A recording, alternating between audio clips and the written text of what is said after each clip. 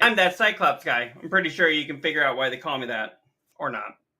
You can find me on all of the socials, including Twitch, Kick, TikTok, Instagram, X, Facebook, and YouTube with that_Cyclops_guy. I'm a variety streamer. I play a ton of different games, everything from Tetris to Grand Theft Auto and everything in between. Let's do this. Hey everyone, Koimiya X here. Dad by day, gamer by night, sometime streamer, aka Old Man. I give the hot takes here at Garbage In, Garbage Out that nobody has asked for. I am a variety streamer that has been streaming for 13 years now. I've been on every big platform and several small ones that don't exist anymore. If you want the most recent up-to-date information about me, just follow me on Twitter at Koimiya X. I like to collect autographed Funko Pops, football jerseys, and comics. What's up, losers? Neodeath here, and welcome to my graveyard. I'm the third host of Garbage In, Garbage Out. I stream on Twitch and then repost daily on YouTube, so go check those out. Fun little fact about me is I also love Lego. We've been having a blast doing this, communicating with fans, and also talking about gaming and entertainment news from the week. And we would like to welcome you to Garbage In, Garbage Out. Welcome to our really weird intro that is going to change pretty soon. And I'm Cherik. I like long walks on the beach and margaritas. Welcome, Cherik. That's how we do it. So, yeah. If anybody who is watching right now, do not adjust your screen. You did not travel 2 years back into the This past. isn't a VOD, I swear. I'm not so sure. No. Special guest today. No, we have. Well, what name are you going by now? Cherik. Cherik.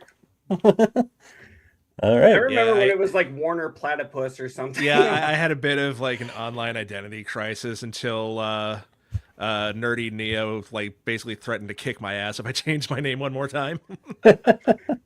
I remember going like, it's with Cyclops and that other guy. Sometimes. Yeah, I would just make all sorts of stuff up. I did think about just starting with the 7 words you can't say on television. Yeah, you can say them here. Go for it. Yeah, hell yeah. What was it? Shit, piss. Shit. I gotta look it up because I'm trying to remember the Blink 182 song where they just shit, piss, suck, shit, piss, fuck, suck. No. Shit, piss, fuck, cunt, cocksucker, motherfucker, tits, fart, turd, and twat. Yeah, that was the Blink song. But okay, yeah, the original George Carlin was shit, piss, fuck, cunt, cocksucker, motherfucker, tits. Yeah, that's right. Because he was like, tits doesn't even sound like a bad word. It sounds like a nickname. Tits meet toots. You guys aren't monetized yet, right? And not anymore. So. And I see here we've got somebody asking, where's Neo? Slayer? Neo is actually going to be a little bit late. Because he's in the chat right now, so he can hear you. But he's going to be a little bit late because he's got to work. Family obligations. His version of family obligations. Mm-hmm. Well, and that's whenever Koimiya or any of us have to take off, we usually rip on each other. Like, no, he's got to be with his family. He's got to do responsible shit and make money. No, Neo's making that Switch 2 money for me. Sab, that is what's going on. He keeps saying it's in the mail, but I'm like, you've been saying that since June. I'm sure he sent me like 7 systems by now, and one hasn't arrived yet. Hold on, I'm trying to read what's in your glasses there, Cherik. The reflection in your glasses. Look deep into my eyes, and you may see yourself. Nice. You gotta love it. So, much changed. For those who are uninitiated, Cherik, if you want to give yourself a little promo. I'm Cherik. I run the channel Seeks Out, spelled as it sounds. Kind of getting back into the saddle starting later tonight. You can find me on YouTube, Twitch, Kick, Rumble, and you can catch me at Cherik Seeks, just ruffling feathers on X. Well, that's how I saw you. That's why I reached out to have you come on. Is like I had seen your tweet. Do they still even call them tweets? And Some do. and I saw your, well, I do apparently, but I saw your tweet and about coming back out and streaming tonight, and I was like, I wonder if he'd like to pop on our show and test the waters. Yeah, totally. Promote yourself. So I'm glad you're back, honestly. Yeah. So Happy to be here. Yeah, I can drop a link tree real quick if you want to spread it around your chats. yeah, definitely. Yeah, Go ahead. Drop it in the private chat, so whoever's in charge of that can do that. And normally it's Neo, but see, their I can Twitter, not their Twitter, their Twitch is all hooked up to here on StreamYard, so we can do the chats. But mine isn't. Yeah. Neo's Mine's calling me getting old weird. because I call him tweets still. Hey, I still call them tweets. I'm not going to call it X. I was gonna say, do they have a term for it on X? Because I mean, no. It's just like posts. Yeah, Like it's nothing cool. I saw you post that. Yeah. All right. There we go. All right, yep. So if you want to follow Charlie, go to Seeks Out, and there is the link tree. You can follow him on everything there. Yep. Later tonight, I am doing what I'm calling the Shuffler Roulette. So I have a way where I can play 20 retro games at once. Oh Jesus! Anytime I get hit, like anytime I take damage, it'll swap to a random game. And the roulette aspect comes in if you go to any of those places, YouTube, Twitch, Kick, Rumble. If you follow, subscribe, become a member, drop a donation, anything like that, it spins the wheel and it adds one more game into the pile. I have about 150 extra games. So see how wild we can get this party going. That's wild. How did you set that up? So I learned about this from another Twitch streamer, Smite. He uses an specific emulator, BizHawk, and there's like a Lua script for it, where it's the shuffler, and the particular damage shuffler has like a list of finite games that actually work with it. So I'm working within those limitations, but there's Okay. also a time-based one where it can run just about anything. Huh. That's awesome. That's awesome. So are you? I'm assuming then your Seeks Out on all those channels. Like, just search for Seeks Out. Yeah, exactly. Okay. Perfect. Man, I thought you were a glutton for punishment there, Koimi. It sounds like he's going to be even worse. I'm going to be getting back into that. I was not mentally in the right frame of mind last week. That's why I didn't stream at all or anything. But starting on Monday, I will be jumping back into Gollum.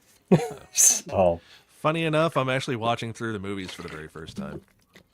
Oh, okay. Well, see, my whole thing now is I play the bad games so you don't have to. Oh, fun. So it's like I've got like fun little Neo's saying, right, he doesn't believe me, but so I have fun little things where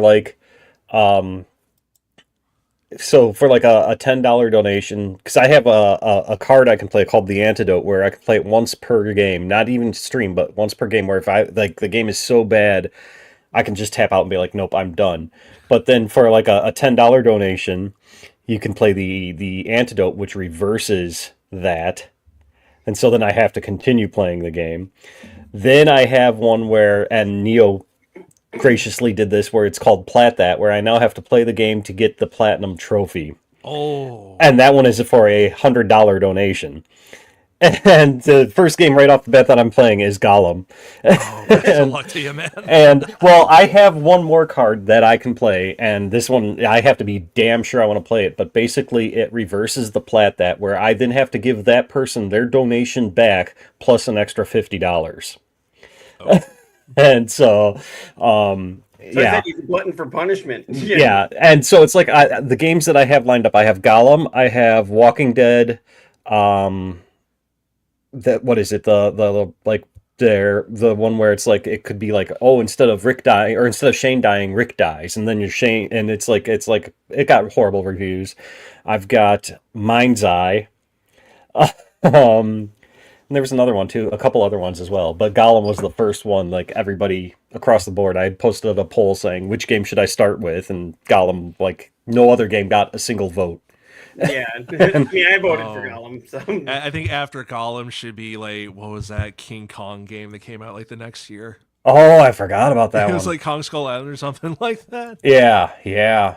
So I see here Slayer is asking if we can put up his Twitch link. There. I got it already. Okay. Yep, that's the whole link tree, so you can choose, Twitch, YouTube, whatever you want to watch on. Okay. So yeah, what were the games that you did again, Koimiya? So Gollum was one of them. Mind's Eye. Gollum, Mind's Eye, The Last Orochu, and the Walking Dead Destinies are the initial 4 to start off with. And then from there, like, all the money that I make on donations and subscriptions and stuff like that are going to go to the next games, and I'll let my viewers pick what they feel. Because I saw one on the PlayStation Store called The Dark Farts or something like that, and it's like a parody Souls-like game or Elden Ring type game, but looks horrible. And yeah. Yeah. So, and then we were saying we could hold some of the questions until Neo Death gets here. I know I'm not sure what time he's working until, but I know he'll be here probably in about half hour, not even that much. Yeah. Something like that. Yeah, so it's good to have you back here, Charlie. It's going to be a lot of fun here. I know right before the show you were talking about how you get to just sit there and let us stress out about running the show. Right. How's it feel to be on the other side of the curtain, so to speak? That was fun so far, yeah. And then I see Slayer comes back. He says roughly 2 hours and 2 minutes and 37 seconds. So fair enough. All right, so what have you guys been up to throughout the week here? I know I've been doing a lot of working. My job is making a lot of changes and doesn't seem to like to tell the people who have been there for years that things are changing. They tell that sounds about right. Not the people that have been there. Then when we do it the way that we've always done it, they're like, "Oh, well, we're gonna have to talk to you about that." It's like, No, we want we want all the chicken in the display. We want to show people we have all the chicken ready. 2 weeks later, no, we just want some display pieces to get all that chicken out of there. And you've been told, do not put all the chicken there. It's like, okay, you guys got to get on the same page here. you can't have one yelling for this and the other for that. It's like with my job right now. It's like I'm expected to make, I have to take client information and make it into graphics, but I don't get the client information half the time. And so I'm just like, data. I cannot make bricks without clay. Mm-hmm. Now, ours has been a lot of, because I work in the health field, and they're like, oh, well, if they put it in this amount of time, it takes 30 days to process, but at the same time, then you can still tell them that we can make it that they can get their medication right away. And I'll be like, okay, so we'll push it through and you can get it within the next couple hours. We'll tell them it's going to be 48 hours. You just told them you can get it right away. Okay, 48 hours. Well, what do you mean? And then I'm being screamed at by the client and screamed at by these people. And it's like, a few times I've actually just walked away from my desk and I'd be like, if I could walk out right now, I would. Yeah. Until you guys get your shit together. But no, other than that, I mean, it's been a pretty good week. I haven't done a whole lot of streaming. I know Koimiya X and Neo Death are going to disown me if I don't start playing Expedition 33 pretty soon. You haven't played the French game? I haven't played the French. I've got it. I played Assassin's Creed Shadows first, and that took 2 months to just beat the story, not even the side missions. So, what was it? Damn, I missed a lot of talk now. Last time I saw you live was when you were playing Man of Medan. Oh, Aram Blazer. Hey, how's it going? Actually, I've Aram Blazer has actually shown up in my chats a lot of times. Yeah, it's been a while since Man of Medan. In fact, I've played all of the other Dark Pictures mythology games, anthology. Yes, Claire Obscure Expedition 33. I haven't played it yet. I know it's the biggest game in the world, but see, Jarek knows. We finally got Neo Death to play Doki Doki Literature Club. Oh, dip. I hope he got further than I did with Voodoo Priestess. So, how far did you get with her? We didn't get to the good stuff. Neo actually got about to get to the good stuff, and then we just stopped. Neo got the plat. he went through it all. Oh, nice. So then he was like, okay, well, now that I've done this, Cyclops, you got to play Claire Obscure. So, because I kept pushing Doki Doki after you guys pushed it on me. yeah, So yeah. it's a lot of reading, though. It's like it took me so long. I was like, God damn. And I think maybe that's why Voodoo Priestess didn't want to do it, because it's just all reading. It's a lot of reading, and it is like a slow burn to begin with. Mm-hmm. But it was more of a scheduling thing. It wasn't really much of a lack of interest. Mm-hmm. But it was just like, dang, we stopped right before we got to the good stuff. With all the weird shit that started. Yeah, just the little weird shit. Mm-hmm. Just a little weird shit. So, but yeah, we did have a lot of stories to actually cover this week. I know we had to kill a whole bunch of stories too, because there's just too much. I gotta ask you guys though, we just had the Olympics to open up last week. So speaking of games, I know we don't do a whole lot of sports, but are you gonna be watching any of that? I was watching what is that, the snowboarding air breaks or whatever that they have that they had right now, and pretty much everyone was wiping out. Oh. Saw somebody get down on their necks and then get up and walk away. It's like, oh, so feel that later. I don't even know if I have the channel, like in the cable package that I have. Doesn't have any basic channels. It's like all cable channels. It's weird. It's a weird Spectrum package. But so I don't even know if I have the channel to watch the Olympics, but B, I don't give a rat's ass about the Olympics. So I think honestly the last time that I watched the Olympics was back when it was like the dream team for basketball, you know, Michael Jordan, Magic Johnson, all of them. Oh, it's been a while. Yeah, so I mean, what was that, 96? Something in there? 96, 97? Or I'm whatever. surprised you didn't watch it when it was in Japan, because they had a lot of Nintendo references there. Oh man, like I missed all of those. Like I was too busy. Like, oh, I got to hit the commercial break now. Because I mean, I it's my understanding there's some sports ball event happening this Sunday as well, and yeah, something about some bowls that are super bowls. I've heard about the super bowls. Mm-hmm. So if you go to Illinois, I heard you could have a Super Bowl. Yeah. I'm sorry, that was stupid. Yeah, it's filled with pasta. Yeah, I know. We watched the opening ceremony, and then I was just watching some snowboarding stuff. I don't watch a whole lot of it, but if you don't have the cable package, you can watch like the main stuff on NBC. But we don't have cable. We don't have regular TV, but we do have the Peacock app, so we're watching it on there. And then once I got that back, once I got Peacock, I was like, oh hell, there's a lot of movies I wanted to see. Fuck the Olympics, I want to watch these. See, I want to get I need to resubscribe to Peacock, because isn't that the one with Twisted Metal? Yes. Yeah. Okay. Yeah, I haven't seen season 2 of Twisted Metal yet, so I need to get resub to Peacock. But we just just watched the wife and Black Phone last night.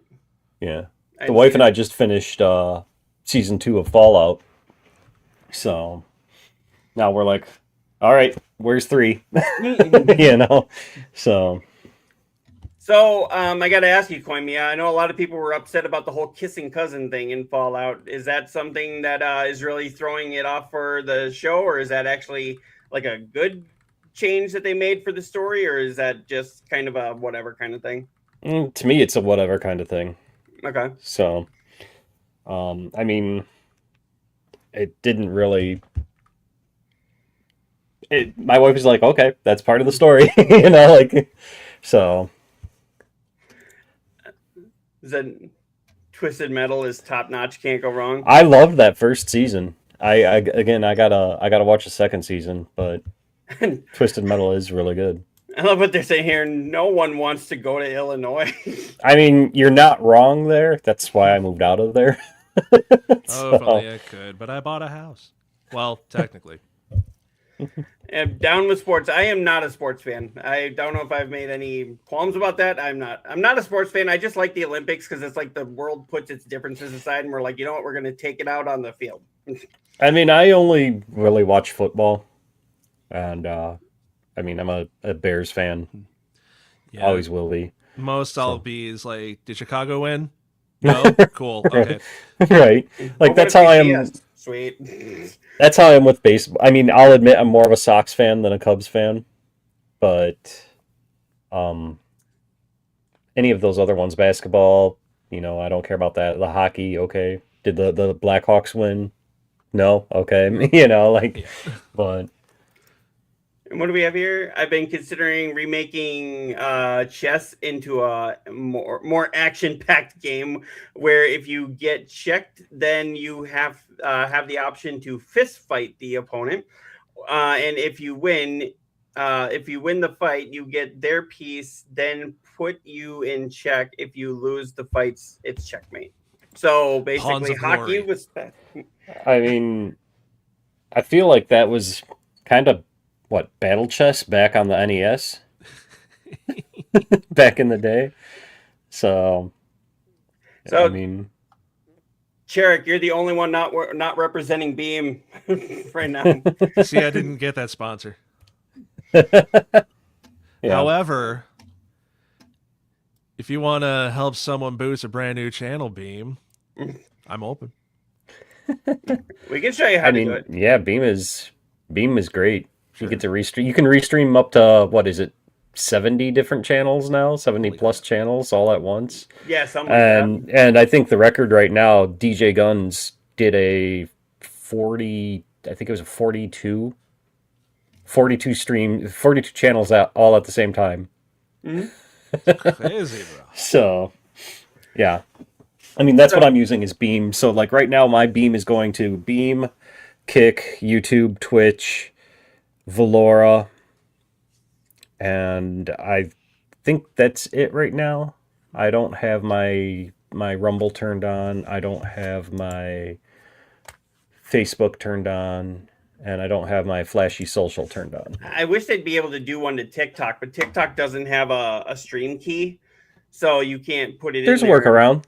I know there's workarounds, but that one I had, that one with Nutty, that one that Nutty posted worked for me. Yeah, that worked for me too, except it drains so much of my my CPU. Well, I mean, I was running it through Beam. Maybe I'll try it through that. I'll like re-download it and run it through that. Yeah, because I mean they do the custom RMTP, so. Yeah. So, go ahead, Chark. Oh no, I was just saying, like I've been toying around with Meld. I don't know if you guys have heard of Meld. Yep. Mm-hmm. Yep. This is how petty I am. I love Meld, what I've used with it, except for the fact that they don't have stinger transitions yet. Yeah, it's weird. Like they have some stuff that OBS doesn't have, and I appreciate, but it's not quite. I can totally replace OBS so far. Right. But the pettiness in me is like, because it's on the roadmap. The stinger transitions is on their roadmap. But I'm like, well, until you get that, I ain't using you guys. Like, that's how petty I am. Like, I need my transitions. I don't know why, but but yeah, like, I mean, I like the isolated audio tracks that they can do right there in the studio. Yeah, it's a fun thing to tinker with. Oh yeah, so, I love the fact that I can just run just like application audio through the mixer without having to do any funky like voice meter stuff. So my soundboard is just like right there. Yep. Yeah. I've been tinkering with it, just waiting for that day for that patch to drop that has the transitions. So soon. Yeah. I don't care about portrait canvas. Just give me the stingers. Right. I don't do TikTok. Give me the stingers. So there we go. You changed your picture there, huh? Yeah. So if you guys can see, apparently ChatGPT thinks that I'm winking. But yeah, I just changed it there. Figure maybe I have something a little different here. Yeah. And I see, Cherrick, your whole background there could work as a giant green screen. It really could, yeah. You don't even have to have a green screen; you just have a green wall. Yeah, I've heard of people actually doing that. Mm-hmm. Yeah, so. I think the next room I get set up in, I think we'll also have green walls.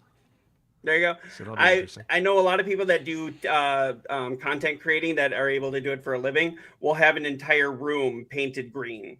Mm-hmm. And they'll have like things going off around them, and that's how it makes it look like they're in a fantasy world.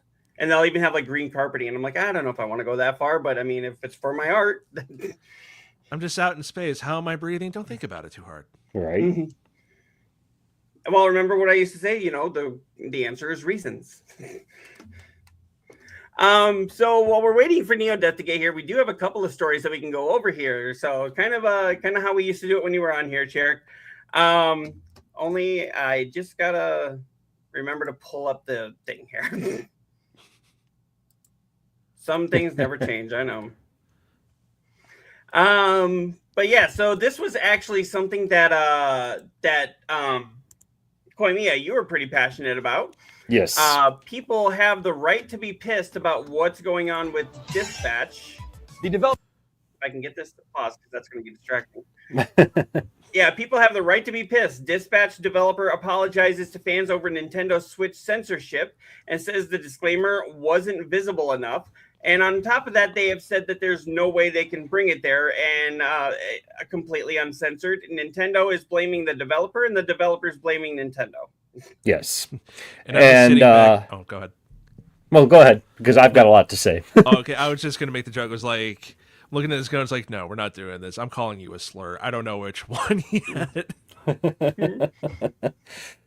So I think it's actually more Nintendo than the developer, because what it is, because a lot of people are like, well, Cyberpunk is on the Switch too, and you can adjust your genital sizes on that, and like The Witcher 3 is on Switch, and all of these other things. And the thing of it is that I think it's because Nintendo wants two versions of the game made, pretty much. One for like the US version where they wouldn't have to worry about censoring it, and then one for Japan where they would. Mm-hmm. And because of the fact that the Dispatch developers probably don't have enough money to go out and produce two versions of the same fucking game, they aren't going to. So I think that's why Nintendo is going, well, it's the developers, and the developers are going, it's Nintendo. And I think that there's a little bit more depth into it than that, but the developers flat out have said, we legally cannot say why we can't do this. So then that kind of throws it in Nintendo's court. Exactly. But here's the thing with making two versions. There's already versions out on other consoles that remain uncensored. Correct. Can't you just port it? Correct. But here's the thing. The Nintendo Switch version is automatically censored. The versions that are out there on the other consoles give you the option to turn that censor on or off. The Nintendo one didn't even have that option. They just automatically censored it. Well, and it's worth noting here, they've said that there's no way they can make an uncensored version of the physical copy of the game. They have not said they can't do an uncensored version of the digital. Well, and see, they're working with Nintendo right now for going forward, but nothing will be announced yet because it has to pass the console approvals. True. So I'm thinking a patch is in the works. Will it be fully uncensored or not is the question. Mm-hmm. But I think it's ludicrous on Nintendo's part to even want, especially since they let Witcher 3 and Cyberpunk and even the Mortal Kombat games. I mean, there's no nudity in Mortal Kombat, but I mean, it's a pretty violent fucking game, it's just odd that they would choose this game to censor. Is it maybe because it's technically it's a superhero game and the superhero has more potential marketing towards children? I don't think so, because if you go into the eShop and you can scroll, like as soon as you log in, you're blasted with like 30 hentai games right off the fucking bat, So like, I don't think the superhero aspect of it is what it is. I honestly think it's Nintendo going, okay, this is a no-name company with a little game. It's not going to make us a bunch of money. Whereas this is another one they've said they'll disown me if I don't play. Whereas people will buy Cyberpunk. It's going to be a big seller. The Witcher is going to be a big seller. Those are going to move games on our system. This isn't, for lack of better terms, this is an indie game. It's not going to make us money. Well, if it's that little consequence, then why do it to begin with? Why have them censor it? That's the $1 million question right there. Because Nintendo's no stranger to censoring things. They've done it ever since the NES with censoring like religious imagery and scantily clad women, things of that nature. Yeah. But it's just a bizarre double standard where, like you're saying, you can change the size of your genitals in Cyberpunk, no qualms, but we're gonna censor a cartoon dick. We're gonna censor, Yeah. So, but yeah. Hi there. Is it Mahali? Am I saying that right? I'm sorry if I butcher your name. Yeah, and I love what Slayer says here. Ludicrous. I love that guy.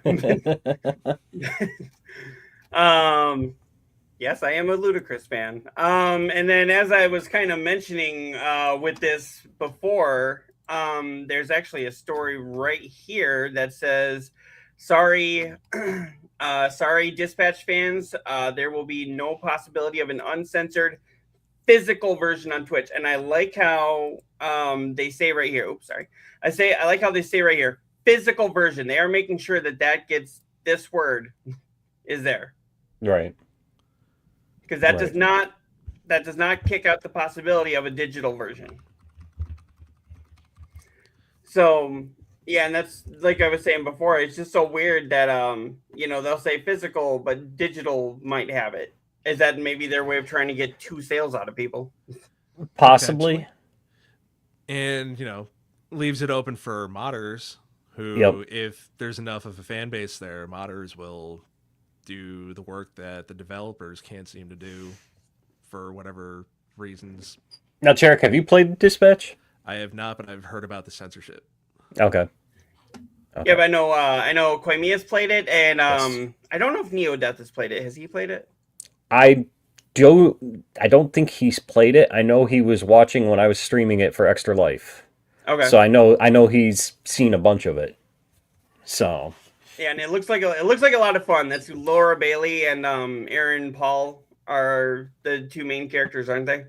Yeah, and there's a lot more big names in it as well. But Aaron Paul does a great job as a voice actor. I just got to throw that out there. If you didn't know that was him, you would have never known that you wouldn't have guessed that it was him. So it's not like BoJack Horseman where that's very clearly him. No, it is not. Okay. So Neodeath comes in and says he owns it, but he hasn't played it. Okay. So yep, and I will definitely be getting that too. I gotta get through Expedition 33 first. So it's if you like games like the Telltale Walking Dead and things like that, it's going to be right up your alley. Oh, I love those kinds of games. So those games and like the one that's coming out later this month, Reanimal, like those kind of smaller ones, those ones that are very much AAA that look indie. Now, speaking of games that are coming out this month with demos, did you get a chance to play the Pragmata demo? I haven't played it. No, that looks awesome, but I haven't played it. I'm okay. As far as gameplay goes and story goes, this game is going to be great. It's going to definitely scratch an itch that I've had for a while for an action game from Capcom. I just cannot get past the main character, Hugh. I don't know if it's his voice acting or the lines that they're giving him, but it's just, I was literally cringing at how horrible it was. And you're talking, and I've sat through Forspoken and had no problems with that, but I don't know, just when you're playing this guy and you're firing at robots and you're shooting them and you utter the line, "Get some," I'm just like, ugh. If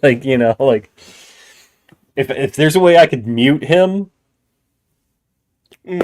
day one for me, day one game for me. So, what's interesting? Mute him. It's a day one muting, huh? What's interesting though is for the demo, is it's called Sketchbook, and it's not a long demo. It's probably if you're going really fast, easily 15-minute demo. It took me 20 minutes and I only know this because it has a timer at the end. It tells you how long you took. It says your new record, and then like subsequent playthroughs.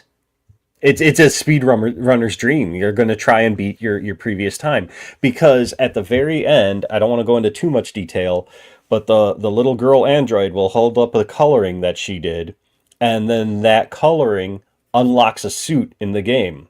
And I'm thinking if you beat it in shorter amount of time, you get a better suit. So I'm kind of curious if you guys do play the demo. I'm kind of curious to see what drawing number you get, because they're numbered.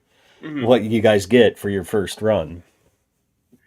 Now, Churik, are you? I remember from when you were on the show, it seemed like you were more into like a lot of retro games. But are there games like Pragmata or stuff like that you're looking forward to playing?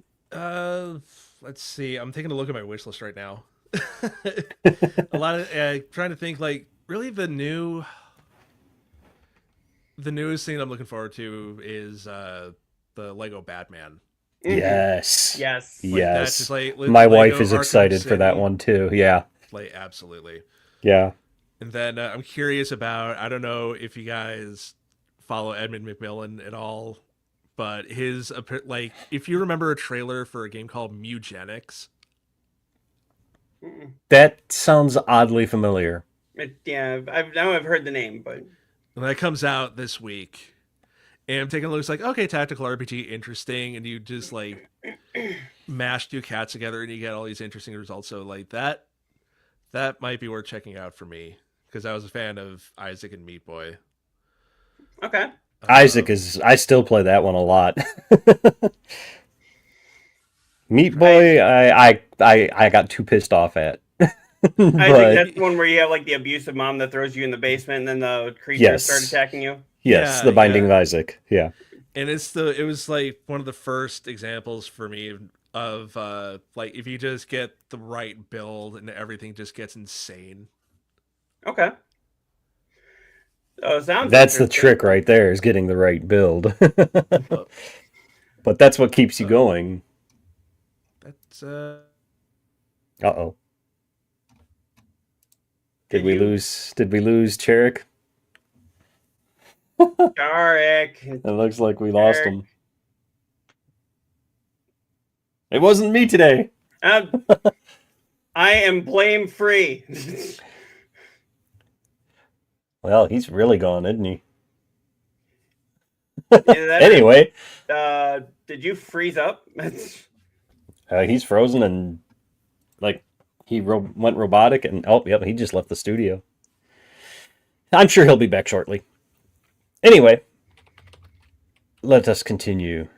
All right, I was just sending him a message here, going like, "Hey, I think you lost connection." Yeah, there he's coming back. Sab here says, "So does my wife." Your wife, what, Sab? Oh, he's looking forward to Batman. Like a I Batman. don't know. I don't I think know. so. He said that a few minutes ago, so So it could be multiple things. that is another one that my wife is really looking forward to. She loves the Batman games. She loves pretty much anything Lego, and the fact that we're looking here at like probably what I'm going to assume is going to be the best Lego game ever. At least up until this point, until they make another Lego Batman.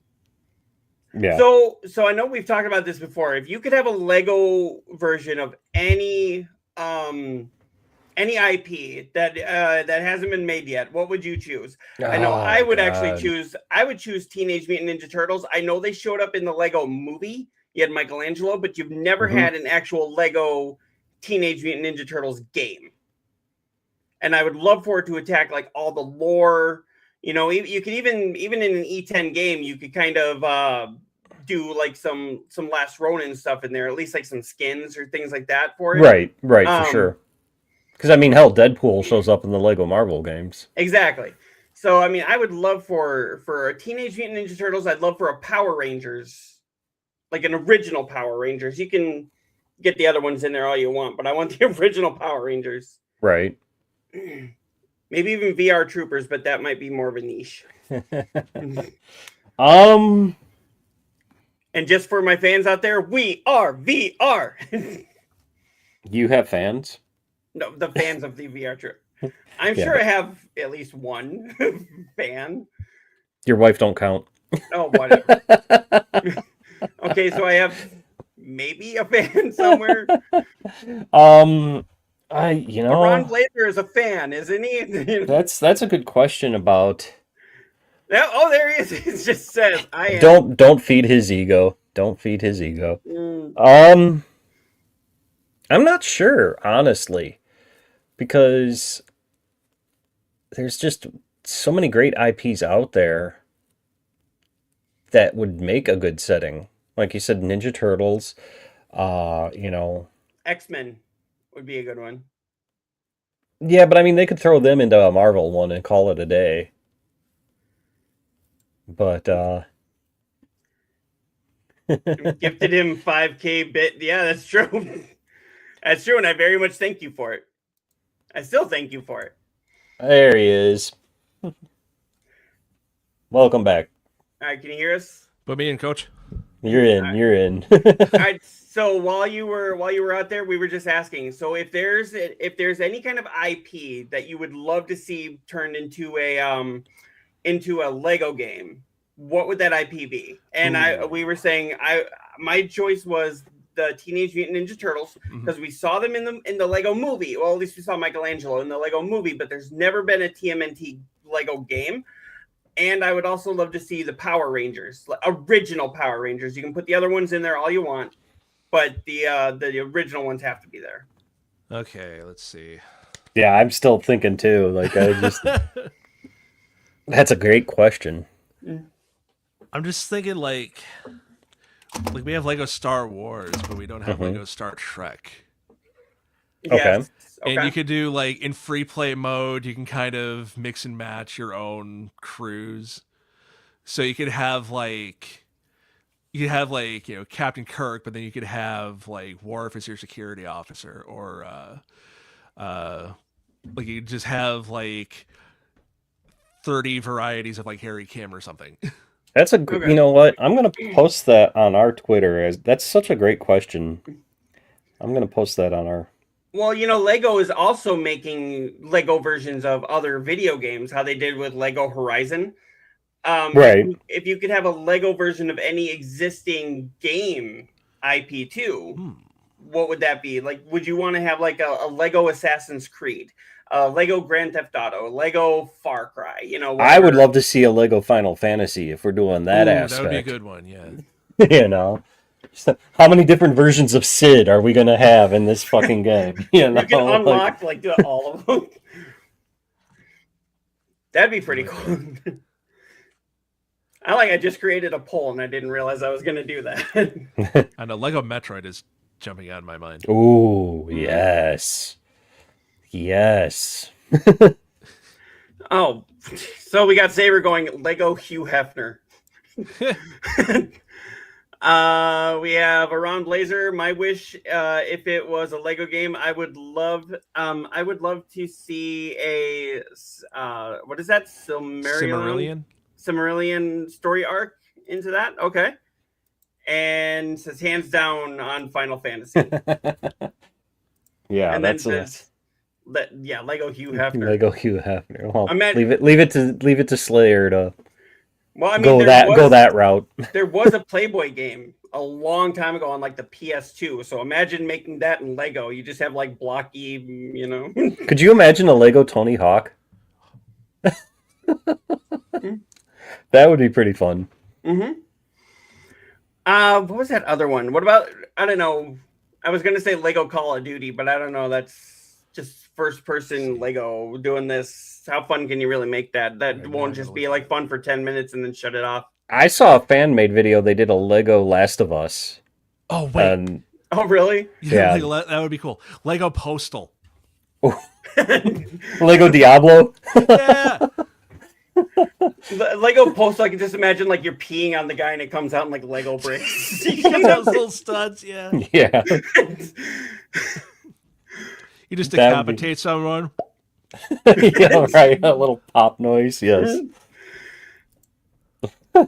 And yeah, the Silmarillion, like lore, like Lord of the Rings, imagine First Age as it starts with a huge and great war. Fall of, I don't know how to say this, Gondolin? And Starts so on. Gondolin and so Gondolin. on. I don't know why I can't good talk. man. You can now leave. Neo is in the building. Usually he comes in and just starts screaming at Fred. This time he was very polite. He did his job today. Thank you, Fred. Did you do Alright. yours? Yes, unfortunately. So you ordered my Switch? Yeah, it's in the mail. Totally in the mail. So, Neo Death, we were just talking here. You might not have heard us. I did. Okay, so what would you say would be a good IP? So are you talking about video games that should be Lego sets or Lego sets that should be IPs? That's No, what I was any confused on. video game, any game, like any IP in into a Lego world. Like, you know how they're doing the Lego Batman and they've got Okay. Lego Jurassic Park, things like that. Uh-huh. Any IP into a Lego game. The Sims. No. As I say, Bioshock or God of War would be kind of fun. Oh yeah, imagine him throwing like a little brick at somebody and being like, "Yo!" And watching them just like explode. Mm. What else? Cherik said, "What about Postal? You know, like you pee on the guy and it comes out in Lego bricks. You know? No, I said Diablo. Yeah, and he said Diablo. Okay. I know you were saying Star Trek, but they've started making Star Trek Lego now. Yeah. And I'm So- saying, okay, so it's not too far fetched. They have the IP, so they could start doing it. Grand Theft Auto and Lego. Well, didn't they? I mean, isn't that Lego City? Yeah, Lego City. Lego Yeah. City Undercover? I mean, except you very politely asked the person if you could borrow their car. You know, instead of, Excuse me, sir. I have to take that. Just the mumbles with it. Thank you. Now, do you miss the old Lego games where they didn't talk, or do you like the voice acting? I missed That was a great question. Hi there. How would I even say that name? I'm not even gonna. I'm sorry. Thank you for the follow and watching, but I'm not going to attempt to say that name. It's literally just WCSE. Hi, WCSE. So Whiskey? okay, So yeah, from now Whiskey. on, your name is Whiskey. Yeah, we're gonna call you Whiskey. Thank you for the follow and hello, Whiskey. How are you today? So, So, yep. Okay. to get back to So- your question though about the mumbles or the actual chatting. Right. I miss the mumbles. I really do. They you know, my kids were actually going back and playing some of the older Harry Potter and the Pirates of the Caribbean Lego games, and it was just and it makes it funnier.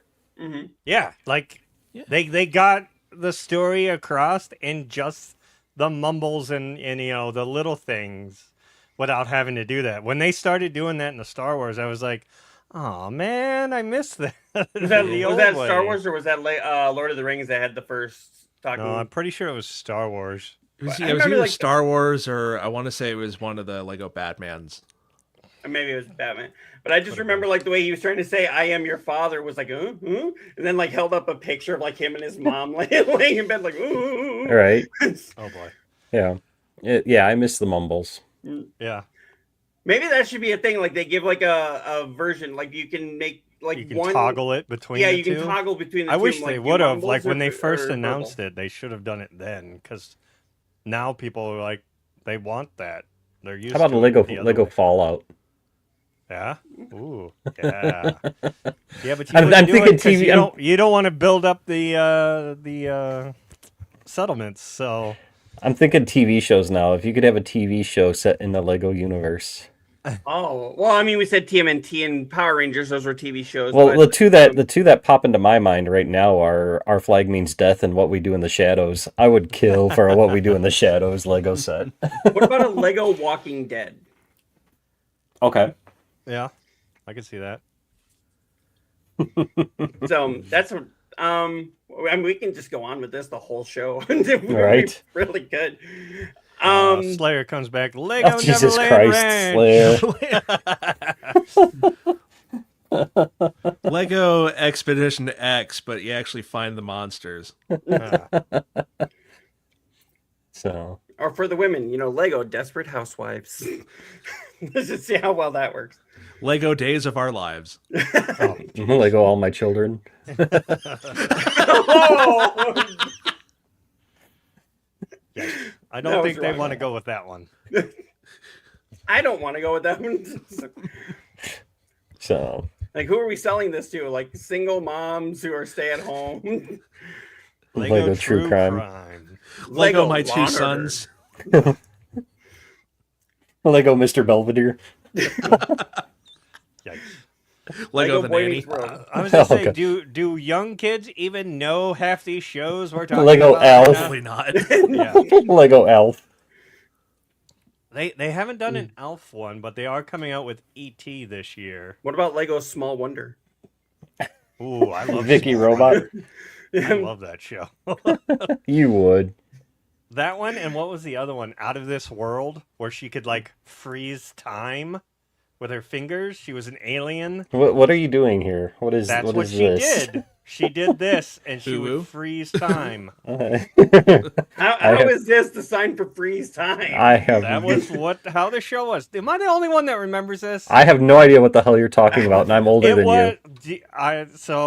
I'm pretty sure it's called Out of This World, and the mom Google it. Pull it up. Pull it got up. with an alien, and then they had a kid, and the alien left, and now the daughter has these powers where she can Nita? freeze time. Are you sure that this was a I TV know this show is and not real. like something I've you looked saw it up on before. some other kind of adult websites? We'll just say- Make sure I'm on the right. What is that? What is that one thing? That one syndrome called? Where? Mandela effect? Yeah. Is this one of those? It's yeah, when Shazam! people I think, swear. Sinbad was Shazam. Like, no, never happened. Lego Manson family. Player, just stop. Wait. Lego Jackass. Here. There you There go. it is. Lego Right Jack. there. There it is. Out of This World. Do you not remember this with all those other ones? No. Oh, I used to watch this. It was like you would get like Small Wonder, and then like this would be like right after it. So that's kind of like how VR Troopers was right after Mighty Morphin Power Rangers, and a lot of people don't Right. remember it. I mean, I never watched those ones. I watched Power Rangers, and that was it. I don't remember how many episodes there are. All right, I'm gonna drop one that I'll be shocked at. Do you guys all remember Benson? Mm-hmm. Vaguely familiar. Yes. Okay. Lego Benson. No, I'm not saying Lego Benson, but Lego All in the Family. You know. Oh boy. And then Okay, there's a sequel, Lego Jeffersons. Right. Right. You might So- have to censor that in today's age, Oh my god, yeah. Lego Jeffersons moving on up. They're building the apartment building. I mean, if you want to go that route, Lego Blazing Saddles. You know, so- Lego Spaceballs. I am really looking forward What's that? to It said the Spaceballs sheriff is near. I love how I think they said, in the new Spaceballs, they don't care if the newer generations are offended, they're just going for it. I really hope they do. I They said really that for hope the they new do. Scary Movie as well. They said, now that the Wayans brothers have control of it again, they literally said, fuck you if you're getting offended, we're going the way we want to go. I mean, Mel Brooks is what, 100? What does he Like, care? 99, yeah. What does he care? You know. I mean, I still have to watch the second episode of that documentary of his on Max, but the first half was really good.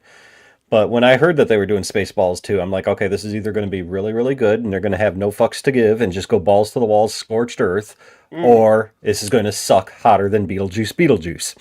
And so But they fumbled the setup. They're not calling it The Search for More Money. I know that right there is just a damn shame. So Yeah, but you would think they would make a reference of it, probably. But here's the thing, though. Is it a true sequel when they did the cartoon? Or are we just throwing the cartoon out the window and like, I was that gonna wasn't say, canon? What was the cartoon canon? Because I don't even know. The cartoon. The only thing I remember is the cartoon sucked. So, you know, that's Wait, no, you're saying the Beetlejuice cartoon sucked? no Spaceballs cartoon. Oh, Spaceballs. Spaceballs. I was like, wait. Just, Let's join hands and contact the living here, Cyclops. Just Slayer comes back. I watched the history. Part of one Aurora, was part great. one, Yeah. and it was great. I haven't watched part 2 on Hulu. What is it on Hulu? I think so, yeah. Yeah, Sure. they did a part 2 on Hulu, but I don't think Mel Brooks was too attached to that one. I mean, the whole joke was part 1. Oh, everyone's part 2. No. Not Yeah, coming. they squashed that. Yeah. That making part 2, I say it doesn't exist.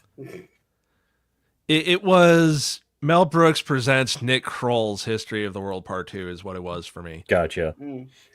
Gotcha. It's, So to he only me- just he threw his name on it to get the money and then called it a day. To Pretty me, much. it's like the 9th season of Scrubs. It doesn't exist. Exactly.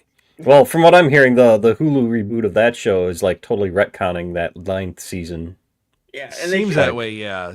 Like I don't know if they're making it all like a fever dream that JD had or whatever, but It's their gas leak here. right, yeah, something. But they're totally retconning that season.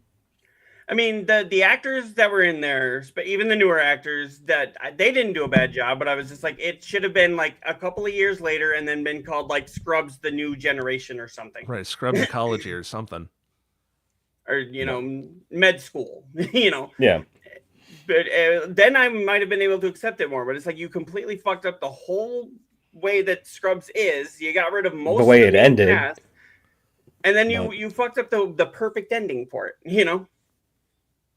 So it doesn't exist. In my mind, it had 8 seasons, and that last episode with JD was the last episode with JD.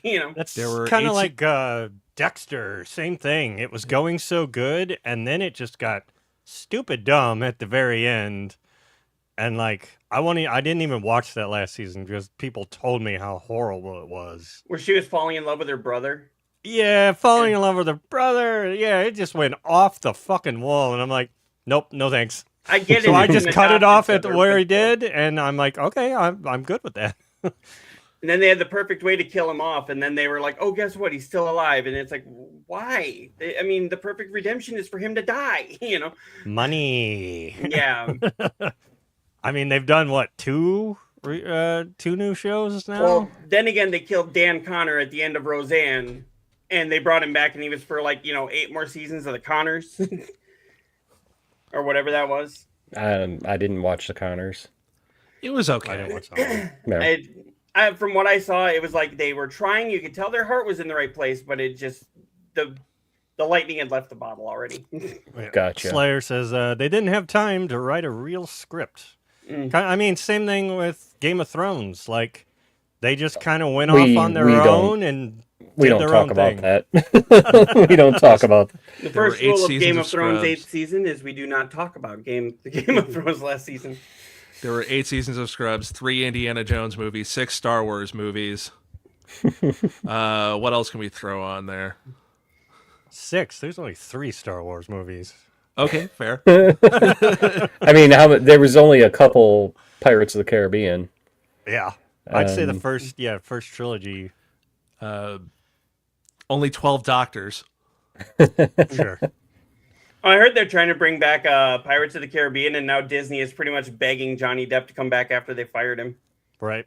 And I'm like, well, yeah, because now he's a big bankable star, So I mean, he was a big bankable star then, but they banked on the wrong thing, and Then it they turned fired out him. he was right, and they're like, "Oops, we're sorry, we're sorry, We're sorry. Sorry. You still have those sorry,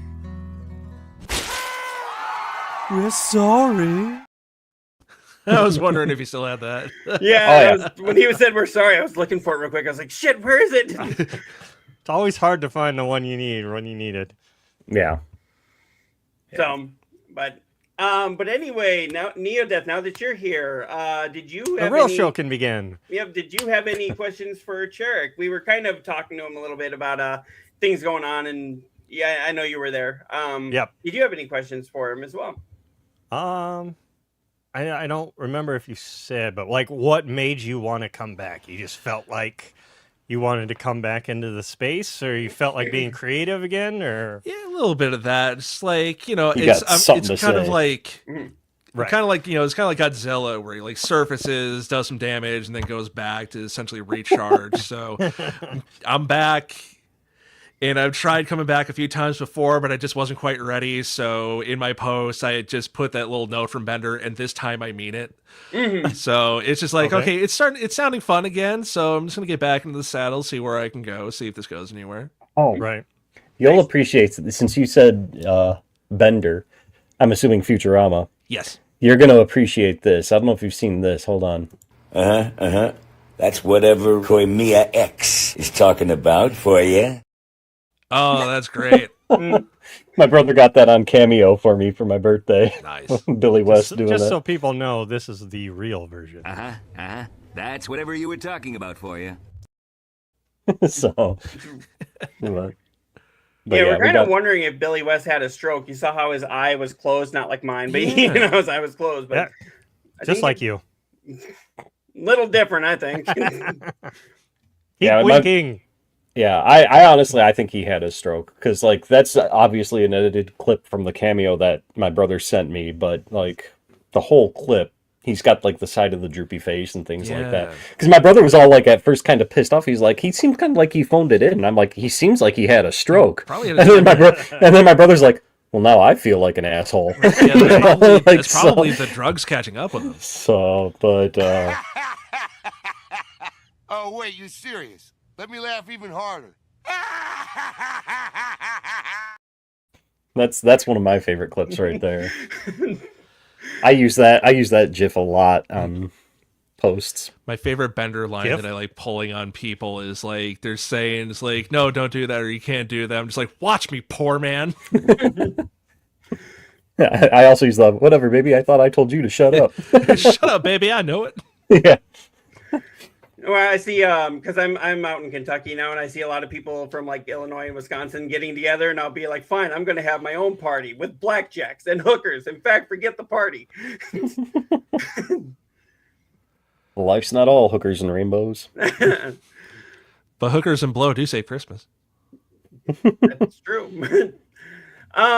We do have some other stories that to get to here. Let's actually pull this one up here. You know what? Let's start with a good one here. Terminally ill fan is spending his final days playing Doom, and the devs want him to know he's not alone. Saying you are not alone in that hospital room, replied the series co-creator John Romero to the dying fan on Reddit. So this is kind of like what you were saying before the show, Koimiya, kind of like where Rockstar let dying fan play Grand Theft Auto 6 for a couple of hours. Mm-hmm. Yeah. So is this a new Doom or the Doom we already had? I thought It's, that was already been out. I thought. So yeah, it says right here. It says so one of the creators of Behind Doom and one of the lead developers directing the franchise today replied to a terminally ill fan's touching post about how he's spending his final weeks alive playing Doom Eternal on PS5 in a hospital room. So this is not even the newest one. It's not Doom the Dark Ages. It's the one that came out right before that. Oh. So apparently, Sorry, yeah, just reading some breaking news. Oh, what's the breaking news? Breaking news? Brad Arnold, the lead singer of Three Doors Down, passed away. Oh, damn. 47 years Already? old. I knew he was had cancer. fighting it. I Yeah. knew he was fighting cancer, but He passed away. Oh no, So, I mean, that sucks. yeah. pull this up here. He said Brad Arnold. Three Doors Down, yep. Yep, it is. First one it pulls up here is I mean, I just saw a post on There it is. Facebook. It is from like 2 hours ago, but there so it it's is. not that breaking, but That's you still know, breaking. yeah, breaking for us. yeah. Got it. All right. So I thought we could actually do a week without this, but right there, Nope. if you can pull that up. Damn, I got it. He was young. Oh, He's yeah. our age. Shit. Yeah. Okay. Yeah. Scary. 3,040. Go to your doctors, folks. Yeah, he has died. Apparently, it was cancer, but the statement explains that Brad passed away peacefully early Saturday while surrounded by his wife and other family members and loved ones following a cancer diagnosis. Yeah, because they were supposed to go out and tour, and then he got the diagnosis. Well, I mean, if it was canceled, when was the diagnosis? Because I mean, if it was like a recent diagnosis, then he must have been it was hiding that or pretty didn't recent, know. and yeah, he didn't know it. And it must have been like stage 4. Right, at that here. point. Right here. It says this is the band's first post since sharing the since sharing the video of Brad confirming that he was diagnosed with clear cell renal carcinoma, a form of kidney cancer back in May. So it wasn't that long ago. So it went to his lungs, stage 4 diagnosis. Yep, cancer. That'll do it. That's what got my dad. It was mesothelioma. So. Yeah, he was the longest tenured member of Three Doors Down. Okay, yeah, that's actually really, really sad. Now I want to cry here. Well, if there's anything like I remember does now, the tears show can come begin. out of the other eye, or actually no. I have tear ducts in here, but they don't cry. Oh, that'd be so cool if it did. You just flooding down this side. Like, what are you doing? If I could do that, I would like just do this and like film myself crying out of the no eye here. So, but Brad Arnold, I know we got to do this. Controller's up for you. I actually have one today. Yay! So, Xbox. All right, clip it.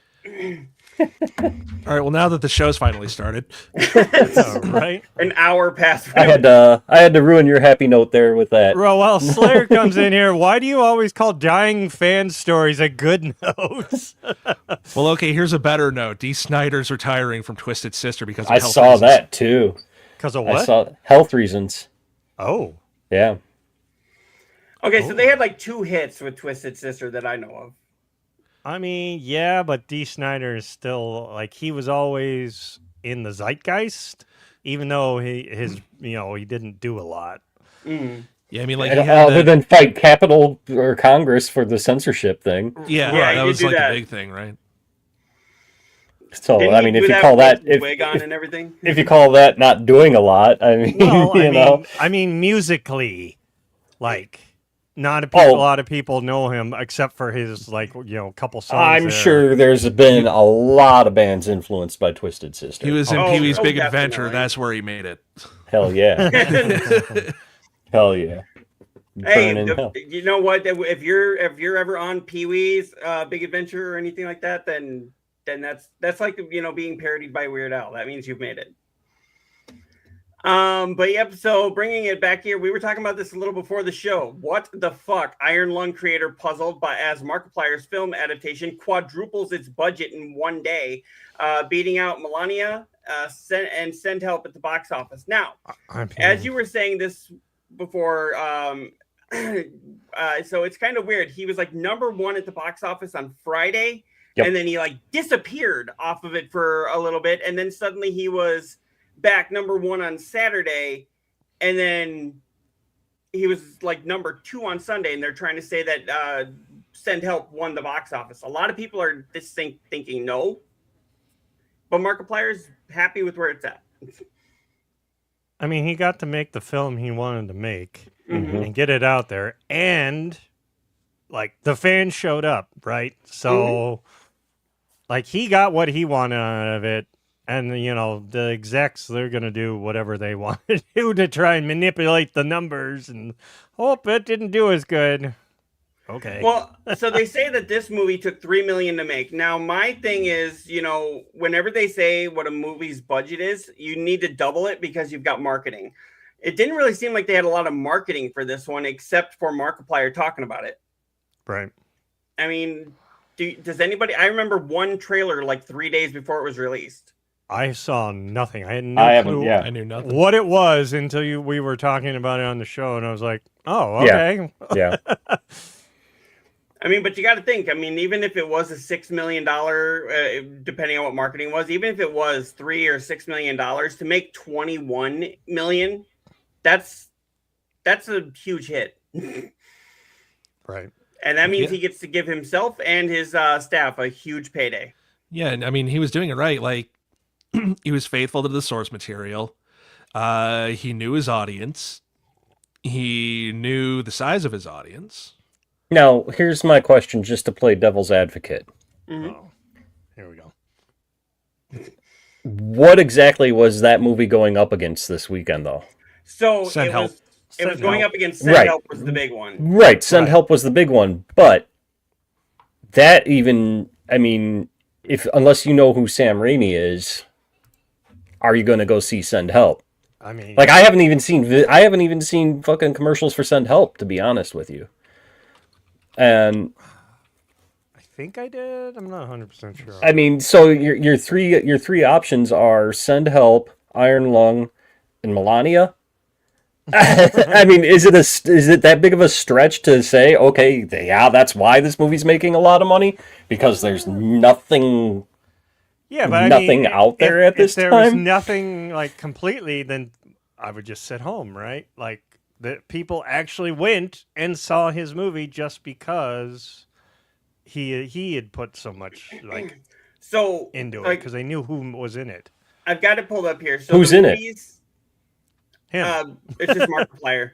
Yeah. Oh, see, You know, I'd heard the scandal that his wife slept with the director, the producer, and the star of the movie as well. I mean that you don't get it. Mm. No, but Is that what you just said? You don't get what Chart just said? There's a Sorry. disconnect here.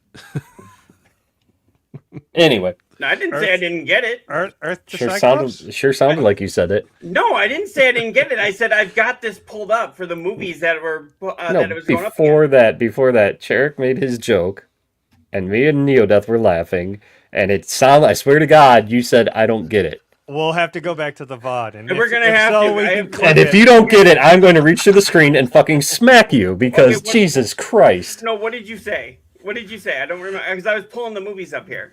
Oh no! I heard there was a scandal where Markiplier's wife slept with the director, producer, and star of the film. No, I said probably not. I didn't say I don't get it. No, she did. She did. You're saying probably not that there's no scandal? I've Or heard that of the she- scandal, and I'm saying it's probably not true. It's true. Oh my God. I Oh know. my God. I don't I've think heard- he gets it. He doesn't get He it. doesn't get it.